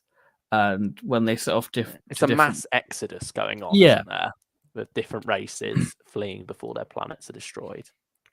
And you have, you know, these different civilizations going to different trajectories, and that becomes a big plot point for these characters. It's within nice it. to see a story acknowledge how bloody massive space is. Yeah. And like how even when you can be traveling at like however many times the speed of light or whatever, it's still going to take you quite a while to get around it. And I think that's something that a lot of sci-fi fails to appreciate. Yeah. Often. And so it's nice to see this story really play with that. because Naomi is split up from Harry and the Doctor early on. It's sort of like partially down to her headstrong nature and partially down to the Seventh Silly Doctor's robot. hubris. Yeah. Yeah, like he's very much blaming himself for it. And so you've got them split up right at the start and very quickly realizing that it will take a long time for them to meet back up again. Yeah, because I think she's 3 days ahead or something like that, I think. Yes. I think she leaves just that little bit earlier, but that's Yeah. enough with a slight change in angle. And Yeah. suddenly there's a lot of space put between you. Mm. And certainly, especially when you're at this time where there is this max exodus going on, these ships don't necessarily have time to turn and search and stuff while they're in danger of being caught in the supernova. Mm. So, how did it all come together for you then? I enjoyed it, really. I enjoyed it. I think it come together quite nicely because how it links the Seventh Doctor and Naomi's journey. Beautiful. With like the reveal of how the two species link. Yeah, that was nicely done. I sort of got a Mandalorian series free feel to it of like the pirate stuff. I was like, oh, we're doing Mando. Yeah, I definitely got a bit of a Star Warsy feel too, particularly what Naomi was up to there when she started going to the bizarre planet. Yeah, sort of doing all that. Even you mentioned the young character sounding a bit like Tech Fixer. Yeah. I definitely got that feel from it, and I love how they fit the McCoy era very well. They're sort of a bit, I don't want to say like Kangs, but they sort of have that feel that they feel right at home in the McCoy era. Yeah, especially with this like being almost godlike creatures, isn't it? With their lifespans Yes. and their mental capability. But at the same time, you've got Naomi sort of taking them under her wing in a way and having to take care of these ancient teenagers, I think they're described as. Yeah. Because, they are immature development wise, but have lived a long, long life. And you have some funny lines from Fixer where he's like saying, very sad, short life. Yeah. When he sees Naomi. And But I it's love also that. like a little comment on the Seventh Doctor as well, or the Doctor in general, how, they're like mayflies compared to him. There's a wonderful line of the 10th Doctor, isn't there, where he says, I think you're giants. As that plays into it wonderfully. Sorry, what were you going to say? I was going to say, I love how at the start, the ancient teenagers, they've got sort of a broken speech pattern. And as the language thing the comes into place, because obviously Naomi's way beyond the TARDIS translation circuit at this point. They sort of, whatever, download whatever, and they become more, less broken sentences, really, which I think was really good. Yeah. They're so endearing as well as characters, aren't they? Even that you only know them for a short space of time, and yet they are extremely likable, very well cast, I think, because it's very easy to Get it have wrong. those child characters. Yeah, especially with your child characters. I think you could easily have them either sounding too old or too simple. I guess I think they've got the balance right here. I think there's a stereotype as well you can get with it. I think they avoid all that nicely, and it works very well for Naomi's arc in the story. Yeah. Funny enough, and the journey she goes on with these characters.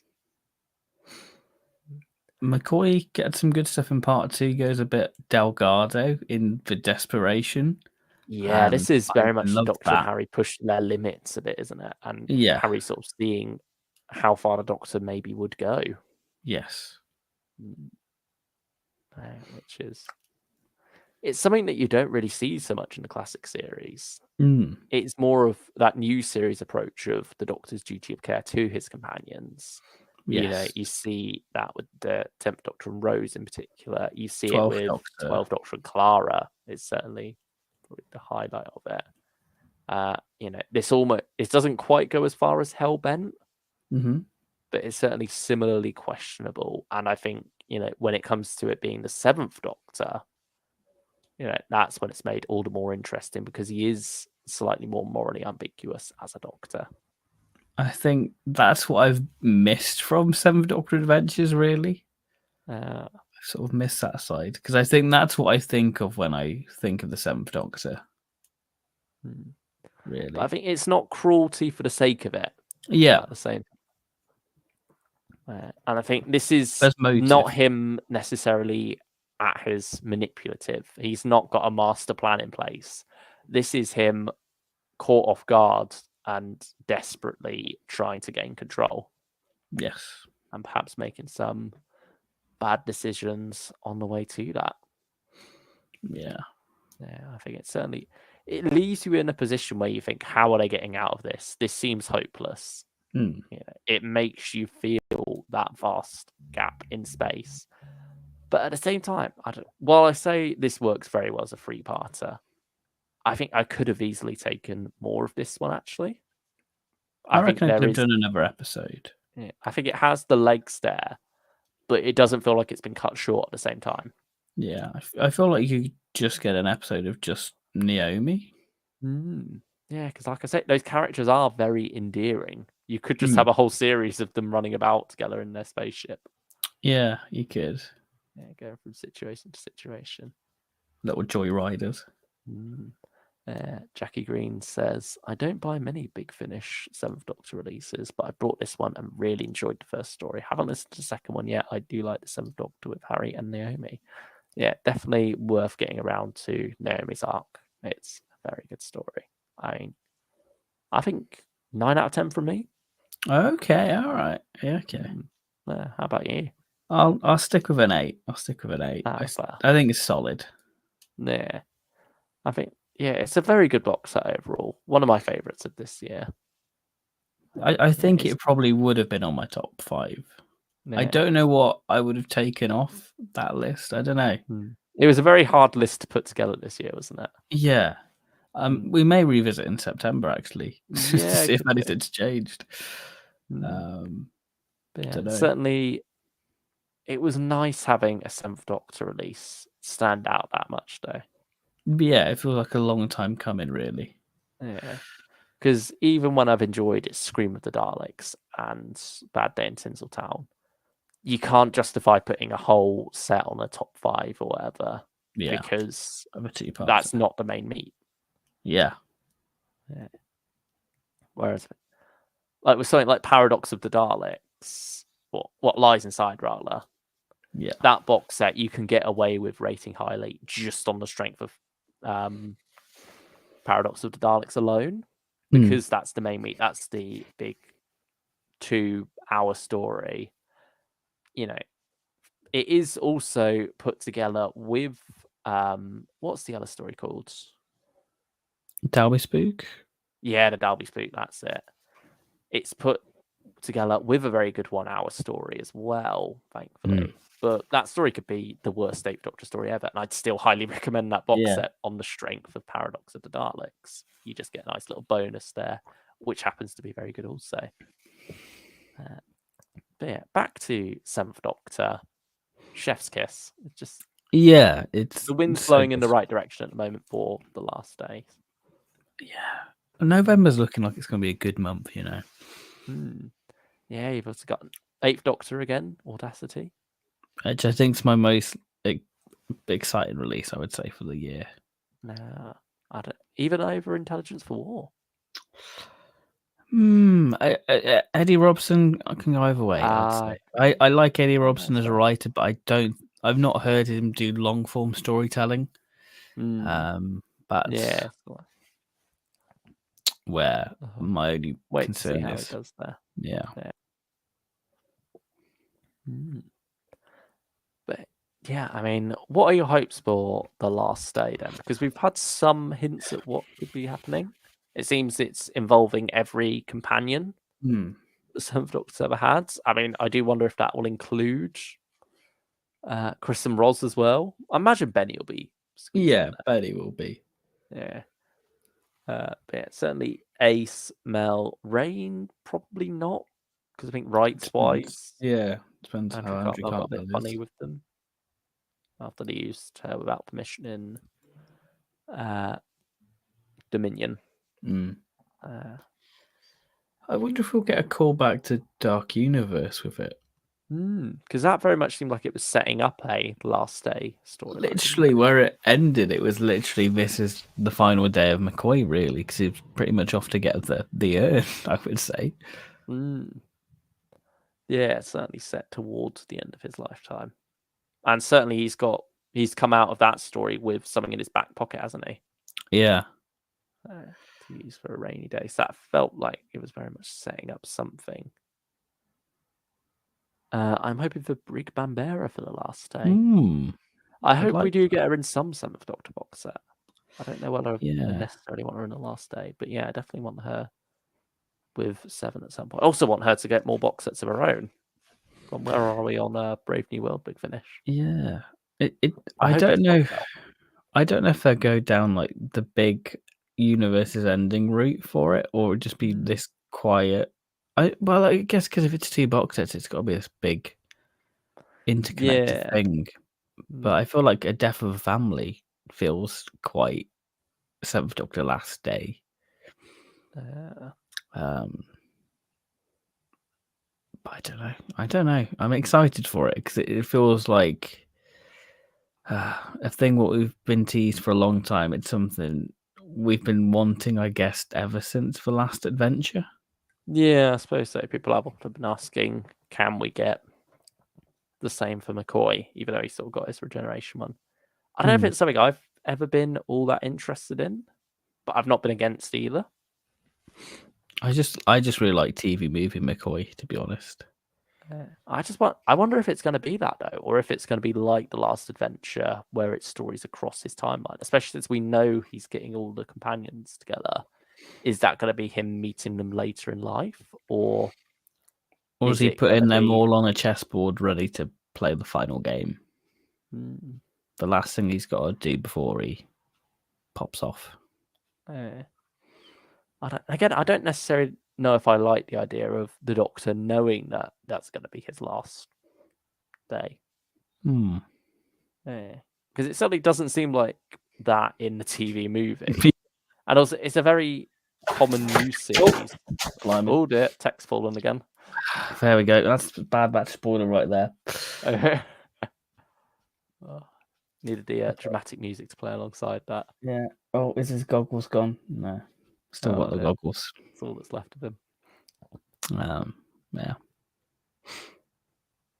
I wonder if it'd be like Big Finish's version of Death Comes to Time. Says Who a Small Collection. That's something I've never really looked into too much. Do you know much about Death Comes to Time? I've got it, but no, I've not listened to it. Oh, if you ever spoke to this, said Ghost Caught in 4K. Oh dear me. Probably was. Sebastian Arada. I mean, it's an old house, so I wouldn't be surprised. Well, we know the Doctor Who lore on that: old houses, old places. Yeah. And sometimes hold the memories. That's true. Not a fan of Bad Batch by the looks of it. No. Oh dear. Yeah, I mean, I wonder if it's going to be still in the half-hour format, or if we're going to go down 1 hour stories with Last Day. Yeah. I'd kind of prefer 1 hour ones, to be honest. A part of me just wants long story.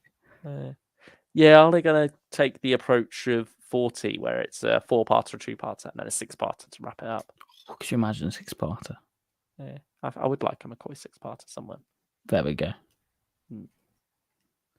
It's very good audio. Death Comes to Time. Highly recommend, says Who a Small Collection. But I think that was meant to be like the definitive end for Doctor Who, wasn't it? Because McGann at that point wasn't fans are arguing he wasn't canon. Oh, So, really? I think it was literally like I think the Seventh Doctor dies within it. Oh, wow. So I think it's literally meant to be like this is how Doctor Who ends. I think I could be mistaken. Yeah. Not canon now, then. Yeah, definitely not. Definitely not. Wow.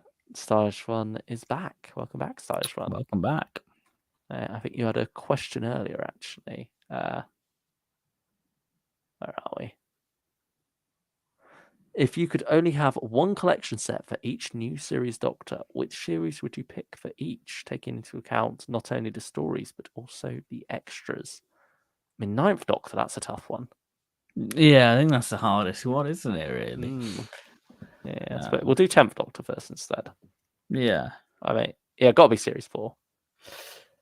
Get Catherine Tate behind the sofa, please. Or could you just get like a massive 10th Doctor companion behind the sofa with any series, really?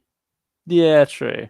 Yeah, there's no reason she can't do series 2 or 3. But I think, take into account the series as well. Series 4 would be the best one. I think, yeah, You series could also 4. get away with sticking the specials on it. So you Yeah, get more. true. Yeah. Mm.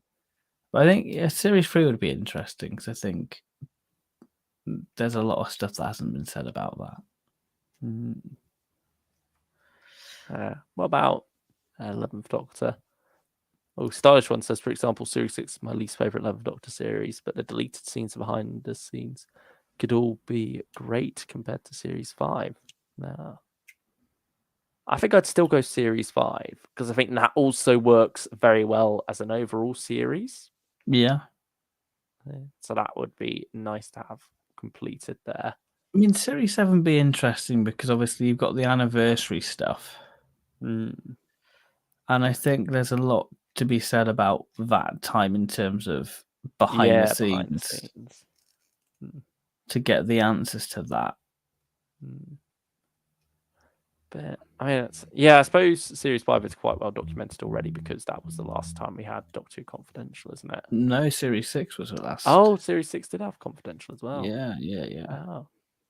I thought they jumped after 5 because there was the memes about Rory or Arthur Darville rather going swimming with the dolphins. No, Or whatever. that was Series 6. That was, I think, the Girl Who Waited Confidential. Oh, was it? I thought that was the Vampires of Venice Confidential. No, Vampires in Venice was actually really cool. Because you had Matt Smith having a tour around Venice about actual Vampires of Venice. Okay. And going to like a plague island, which is quite cool. I know they did something similar for Tennant, didn't they, with Pompeii? Yeah, vivid memories of watching that one. Yeah. I mean, hopefully more stuff like that to come with the 60th.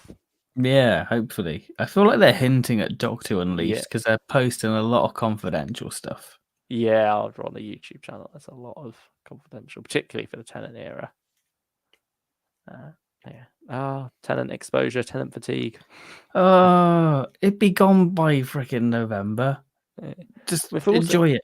Yeah, with Series 5, it would be interesting to have a Karen Gillan documentary because her career has really gone places. And so to have her look back at where it began, where that all started. How young they look though. You really do see them grow and mature over the course of those 3-4 years. Yeah. They definitely start off very baby faced, I suppose. Yeah. And I think that would just be fun as a way to look back and just see how far she's come since then. Yeah. You can also do that on Series 4 though, because she's in Fires of Pompeii. True. Yeah, but I feel like if you're going to do an Amy, Karen Gillan in conversation with Matthew Sweet. I think that I've got my Capaldi pick. Okay, go for it. I would say Series 8. Because I think there's a lot to be said about Capaldi and his vision.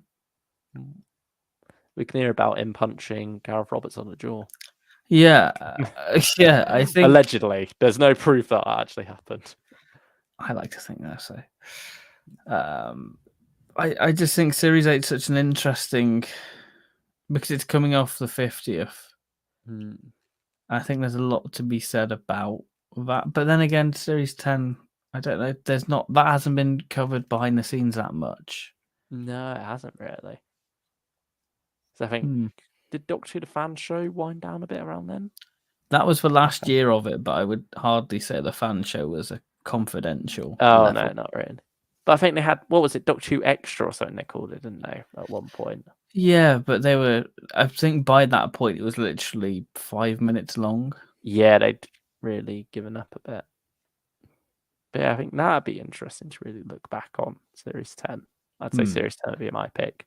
Again, I am going for the favourites here, so I'm sort of cheating on what's the first one put there. But I think it would be interesting having, the classic Cybermen there as well, having a documentary about that, about bringing that design to the new series and how that translates.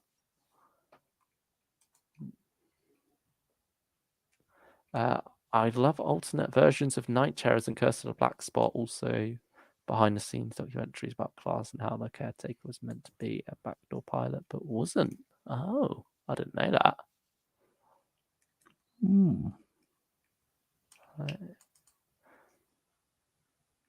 But Night Terrors and Curse of the Black Spot. That's interesting because they were originally the other way around until about the 11th hour, wasn't it? Yeah. Not the story, but the saying. Yeah. But it's very last minute.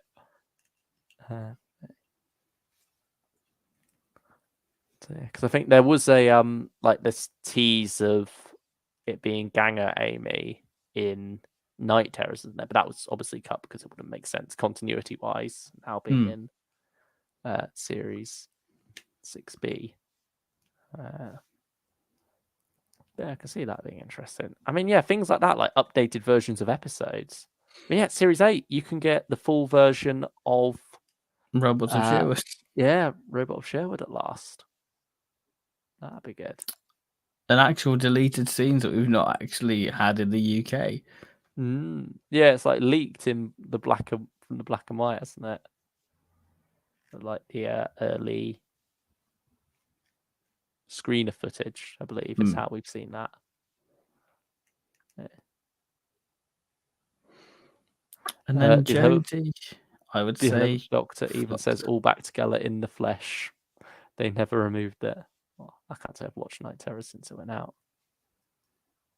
Yeah. What was your pick for Jodie then? I think it's got to be Flux just because of what the original Series 13 would have been. Oh, yeah, you could get a lot out of that, couldn't you? And just sort of COVID, how that influenced.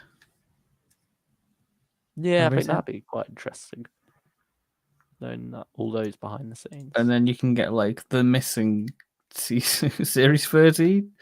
Yeah, like the writer's room thing. Get Ed Hine talking about what he was originally writing. And then a couple of years later, Big Finish will adapt it. So it's fine. Yeah, I can agree on that, actually. 13, I think, would be the most interesting one.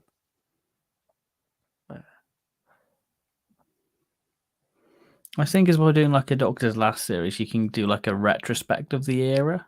Yeah, and I suppose you could definitely throw on the specials for Series 13 as well to bump that up. Yeah. I mean, even on the Steelbook, they're called the Series 13 specials, aren't they? Yeah. So, yeah, that makes sense. Twice Upon a Time extended version. Ah, yes. Oh my God. Wasn't it like meant to be an hour and a half or something? Yeah. And like we've seen bits of it. We've seen like the 10th Planet recreation bits for that previously. I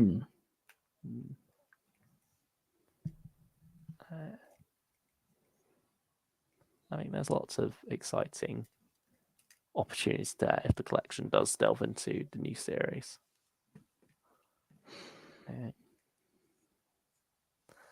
Some deleted scenes were only released in the US. Yeah, I think a lot of new series box sets started to get very bare bones as they went on, didn't they? Yeah, especially sort of Moffat era stuff compared to RTD, who was just goes all out for home media. Yeah, I mean, you'd always try and squeeze some commentaries on there as well, wouldn't they? Yeah. Starch Run says Series 1 deleted scenes. I don't think there are many, if any. Because I think with the budget there, they were very precise with what they were writing, what they were filming. And so I think, I mean, I suppose you do have the infamous burning sofa. Yeah. Whatever yeah, was going on there.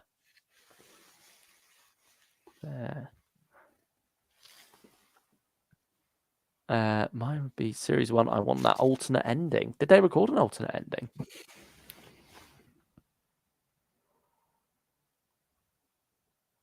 I don't. You'll have to let me know about that, Hovian. I can't say I know if they did, but I suppose it depends how late in the day. Oh, Sarge one says there's a whole alternate ending to Parting of the Ways. I suppose is that down to Chris Eccleston choosing to leave? When was he offered to sign up for the next series after they finished the first one? Then did they go back to do the regeneration? Yeah. Series 4. I want to know more about Penny. Yes, the original companion there before Don. Well, I don't know. Was it the original companion or was it? This is just in case Catherine Tate says no. It's been a while since I've read the writer's book. Yeah, I'm not too sure there. Oh, it's a fake ending to try and trick the press into thinking Eccleston wasn't leaving. Oh, so is that the screener they sent out? But yeah, they filmed to stop Chris regenerating leaking. Thank you, Hoopy and the Stylish one. I didn't know that. I guess I assumed it was a bit like Jodie's finale, how they left the regeneration of that one to hide Tennant. Ironically enough, both of them hiding Tennant.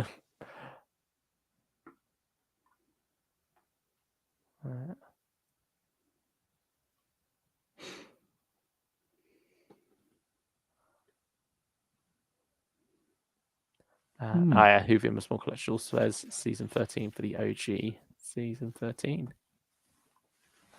Or series 13, rather. We obviously want season 13 on the collection with Tom Baker, Sarah, and Harry. Yeah, complete the Hinchcliffe years. I think we're an a actor long for way Penny off was that. cast in the role. I did not know it got that far. Yeah, I really need to brush up on my new series behind the scenes. The thing is, you probably knew it, and there's been so much more stuff. Yeah. Sarge one says for season 11, I hope we get a documentary about the original Sarah Jane actor. Yeah, it seems like it's a similar situation to that then. Yeah. But, that must be a shame for that actor, like especially with Doctor Who at that height. Yeah. But they'd have done presumably scenes of Tennant as well. Yeah. Like, the screen tests and such. So yeah, that's bad. Yeah, we're going to get a documentary about the original actress to then hear that David Tennant gave Russell T Davies the thumbs down. He was like, no, not working with her. She's too tall.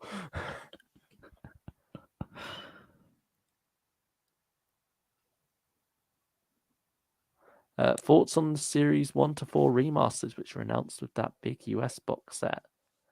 Yeah, so people have been talking about how that's likely to tie in with Disney Plus. What they're up to standard there. Yeah. I mean, that's sort of like, I suppose it's almost a surprise that hasn't happened sooner with how good the cleanup has been of the, collection box sets. Yeah. Makes you wonder how good those early series will look cleaned up. But at the same time, I don't know. The grunginess is sort of part of the appeal to me. Of series 1 especially. Yeah. It almost feels wrong seeing that original TARDIS set in HD. Yeah. Big Finish Lost Stories, it's just series 4 with Ten and Penny. I'd buy it. I mean, isn't the journalist character in Partners of Crime sort of like a homage to her in some way? I think she's called Penny, I think, as well. Penny. Yeah. It's a homage to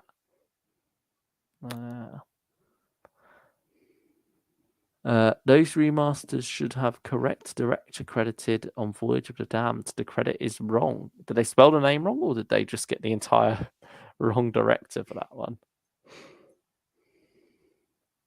Also, OG, Father's Day, and Unicorn and the Wasp would be great. There's the occasional changes that happen on iPlayer, isn't there? I think wasn't Series 3 finale changed for a while last Time Lords with Francie. It was on Netflix. Holding the gun. Yeah. That was altered for a bit. Yeah, and I think of Scissor Sisters as well. They cut that out. Yeah, sometimes it's just rights wise, isn't it? Yeah. Not that you watch Doctor on Netflix because you can't DVDs. I mean, you can't watch it on Netflix now anyway. That's true. Do you put the DVDs in then rather than loading up on iPlayer now? Depends how I feel. Well, I mean, I've not got that many on DVD anyway, but yeah, certainly it's usually just iPlayer for me. Just easier. If I fancy like the behind the scenes stuff, I'll stick on the Blu-ray. Yeah. I probably should actually, just to have the nostalgia of the old menu. Yeah. I mean, how far did you get with the new series? What, collecting it? Yeah. All of Series 1, like the individual volumes. Series 2 and 3, I've got the complete collections, like the Cyberman head one as well for Series 2. And Series 4, I just got Volume 2, but then that's it. Wow. Okay. Yeah, never went any further than that. Yeah.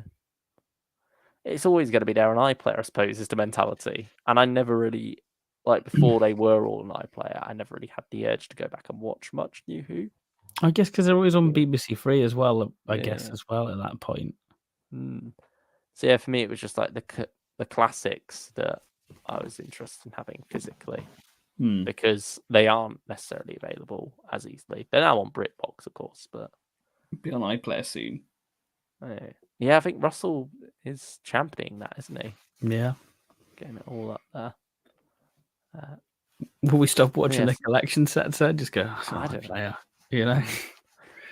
I don't know. Compression rate though, isn't it? True. You get and you won't have the updated special effects versions for those stories either. True. It will just be the original ones. The storage one says original version of Utopia with the correct sound effects and music, not the iPlayer version. I didn't realize it's weird what some of those things that change, isn't it? I'll have to tell what the reason is for. It was the correct credit. This is about Voyage to the Damned director's credit. It's a stylish one. Then when they remastered it, they got the wrong director's name on it. Well done. I suppose wasn't there something like that on one of the collections? Like, was it Series 12 they got a Meglos? I would say. I think it is, yeah. Because a lot of people are like, I'm gonna get replacement discs for this. It doesn't really work. I can't say I ever bothered. No.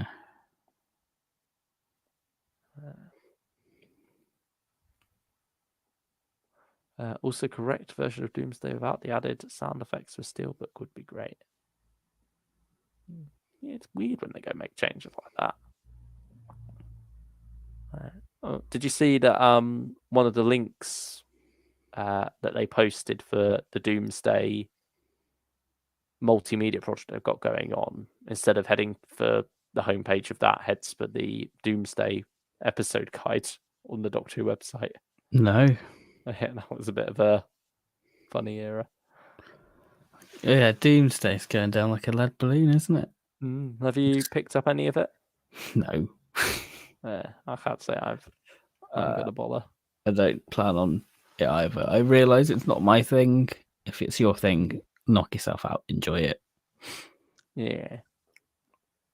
I just don't know if multimedia events are right for Doctor Who. Yeah, I don't think it suits it. Especially with the way they've done it with Doomsday and Time Lord Victorious, where there isn't anything central for it to build around. It's just too corporate, I would say. Yeah. It's how we make money off it, rather than what story we're telling. Yeah.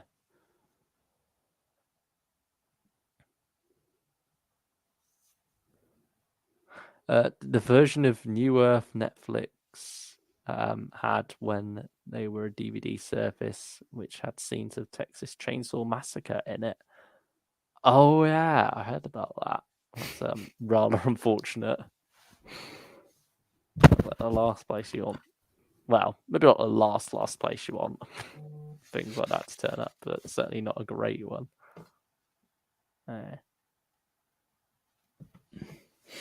I've completed the Lost in Time event. Good to see Chameleon again, but to be honest, I don't care for it. Doomsday's been in that. I don't even know what. I don't even know what meant Lost to in Time be. is. I know it's a see DVD random- box set. I take It's it's not a that. mobile game. Okay. I see like screenshots of it. It looks more like a comic creator to me, but I don't Right. think that's what it actually is. I'm just old. I don't know these I can't things. say I have any interest in that. God, we are sounding old. Yeah, we are. Wow. Remember the Matt Smith sort of yeah, that's the thing with the Matt Smith era. You've got these weird like mobile games. Oh, that was fun. They need to get those old games back up on the website. Come on, Russell, campaign for that as well. We had so many good games back in the day. Like the Dalek game. Was it simply called Dalek? Or Dalek Escape or something? I don't know. The Last Dalek. The Last Dalek, that's it.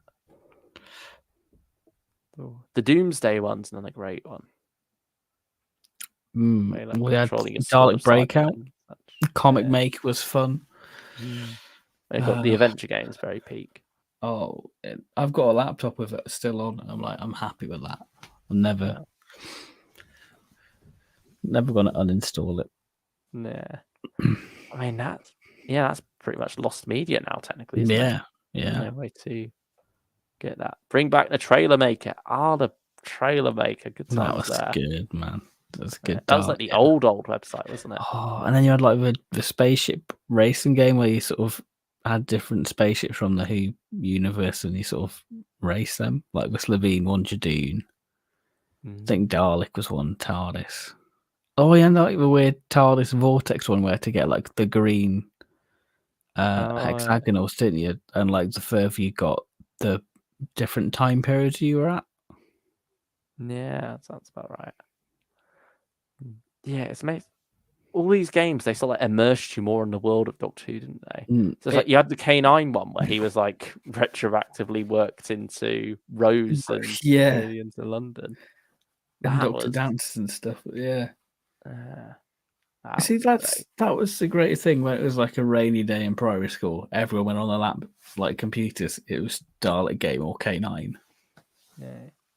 You had is it Saving Paris or something? The one where you got a blimp. Oh yeah. And you zap Cyber. Yeah. Yeah. Fun. I think there was an Ood one as well, wasn't there? I can't recall. Wow. Yeah, I swear there's one set on Sanctuary Base 5. There probably is. Yeah, there were so many of these, and now they're all gone, sadly. Yeah. Attack of the Grask. Whovian Invisible Collection says the Sarah Jane Academy. Oh, was that on the Sarah Jane Adventures website? We should have paid more attention to that. Wow. Good times for that old website. Yeah, what a website. Can say I barely use that website now. Yeah, they pretty much abandoned the new version, haven't they? In favour of the Doctor Who TV site. I don't even know what it looks like, actually. I think it's still got the flux imagery on there. Look, I've not seen this. Yeah, let's search this up. Yeah, it's still Flux. Jeez. That's... Yeah, Jodie's everything still the else. Brand. Yeah, it's still using the old logo as well. Wow, it's Series 11. No, it's not even Flux. It's Series 11 in the background. What's the latest news? Jacob Anderson. So literally the 25th of July. So this is 2 years out of date. Yeah, you could tell they've moved on from this. Fun and games. What's in the fun and games section? This has got to be an archive, surely. Dalek Hack Micro Bit Game. A lot of quizzes. Time Vortex VR. You can print off an Ood mask. Nice. Some wallpapers. A Series 10 Spot the Difference. Makes. Is this just... You can get some 11th Doctor colouring. Nice. Amy, Rory. Yeah, it's not even Clara. It's just Amy and Rory. Wow.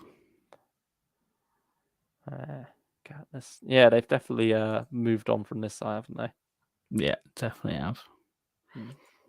Monsters.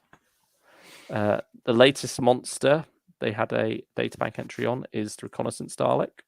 Okay. Right. Characters. Yep, nothing for Dan. He doesn't exist.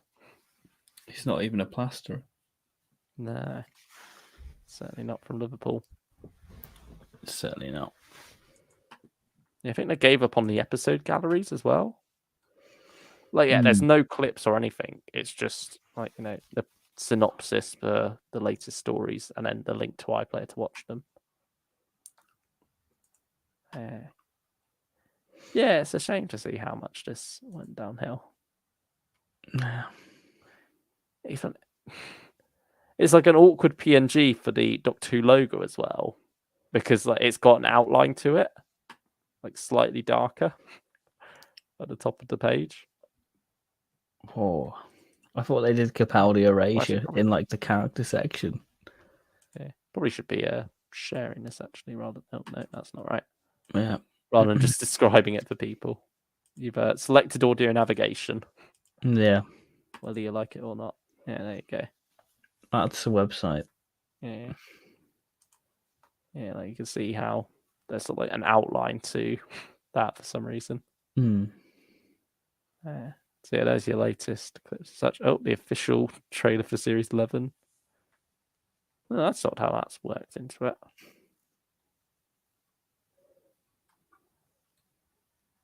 So there you go. The Timeless Children is the last one they had a gallery for.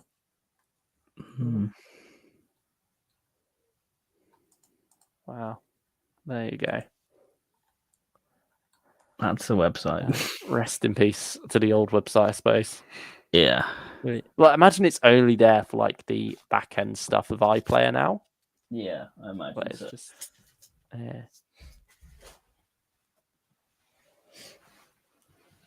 the Everything Changes CBBC edit is also lost media. I know there's some Sarah Jane Monster Files.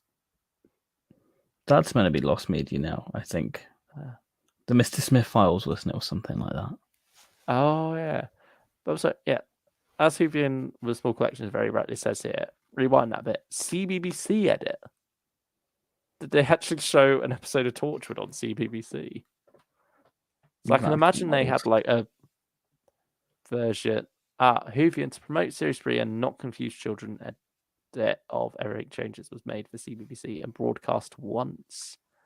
I'm surprised they were able to get away with that. Like, even with an edit of it.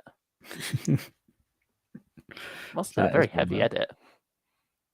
Well, what a time, man. What a time. There's an old Newsround article about it. I suppose I can always find the notes for that edit and remake it. Yeah. Because I know they did some for, like, non-watershed hours, didn't they? Where they'd bleep the swear words and such. But yeah, I didn't realise they did a full edit to make it available to CBBC. Wow. Blimey. I mean, yeah, you're certainly not going to get away with episode 2 no matter what you do to that one. Yeah, I think that's one you cannot do. Would you have to have an awkward edit every time they're talking about gas? You could tell there's a word missing, but they're just constantly saying gas. Yeah. I don't know. Yeah. CBBC edits of Merlin is also lost media. See, I can understand CBBC edits of Merlin. Yeah. I mean, like... I'm enjoying watching Merlin again, actually, because I think they're showing it now on telly. How far through are you? I think they're still on Series 1 at the minute, because it started on the 16th of July. and it's every weekday they're showing Merlin, I think, on Pick TV. Oh, I think it's on Disney Plus. I should watch it again. Yeah, I remember I went through it on Netflix a while back, but never made it to the end. I got through about halfway through series 5. I felt like the show sort of dropped off a bit towards the end. Yeah, I can't say I really paid attention to like the last 2 series. Yeah. I feel like the finale's got a bit repetitive as well. We're going on to reviewing Merlin now, everyone. Yeah, we'll do a tier. We'll load up a tier list in a second. Yeah, we'll do that. Yeah. Yeah, I will say it was peak for like the first 3 series, though. Yeah. I think I very much enjoyed that show. And yeah, that was it. Very much complemented Doctor Who well, didn't it? You got your sci-fi, and then you got your fantasy. Well, it was in the sort of Doctor Who slot in the autumn, wasn't it? That finished, you got your Doctor Who Christmas app. It was all good. Yeah, it's like 13 episodes as well. So yeah, it was literally the same format.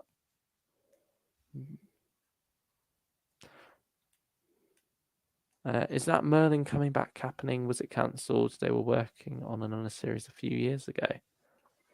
Is that actually related to Merlin, or were they just doing another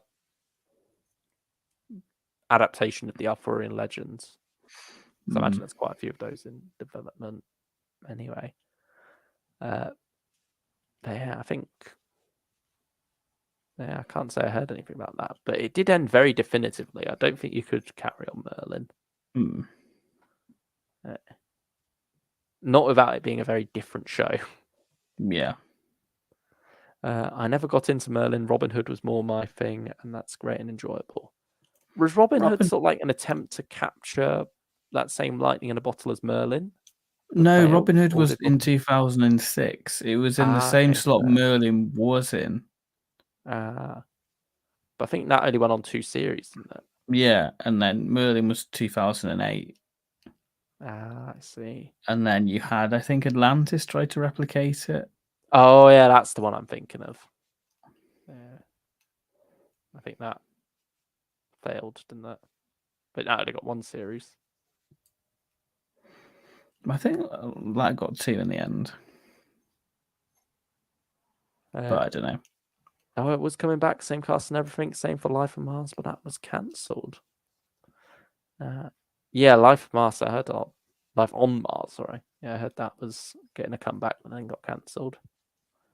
I know Neil Cross was trying to do a Sapphire and Steel reboot, but that never went anywhere. I don't know if that ever got officially cancelled or anything, or if that's just one of those things that sort of falls down the back of the drawers.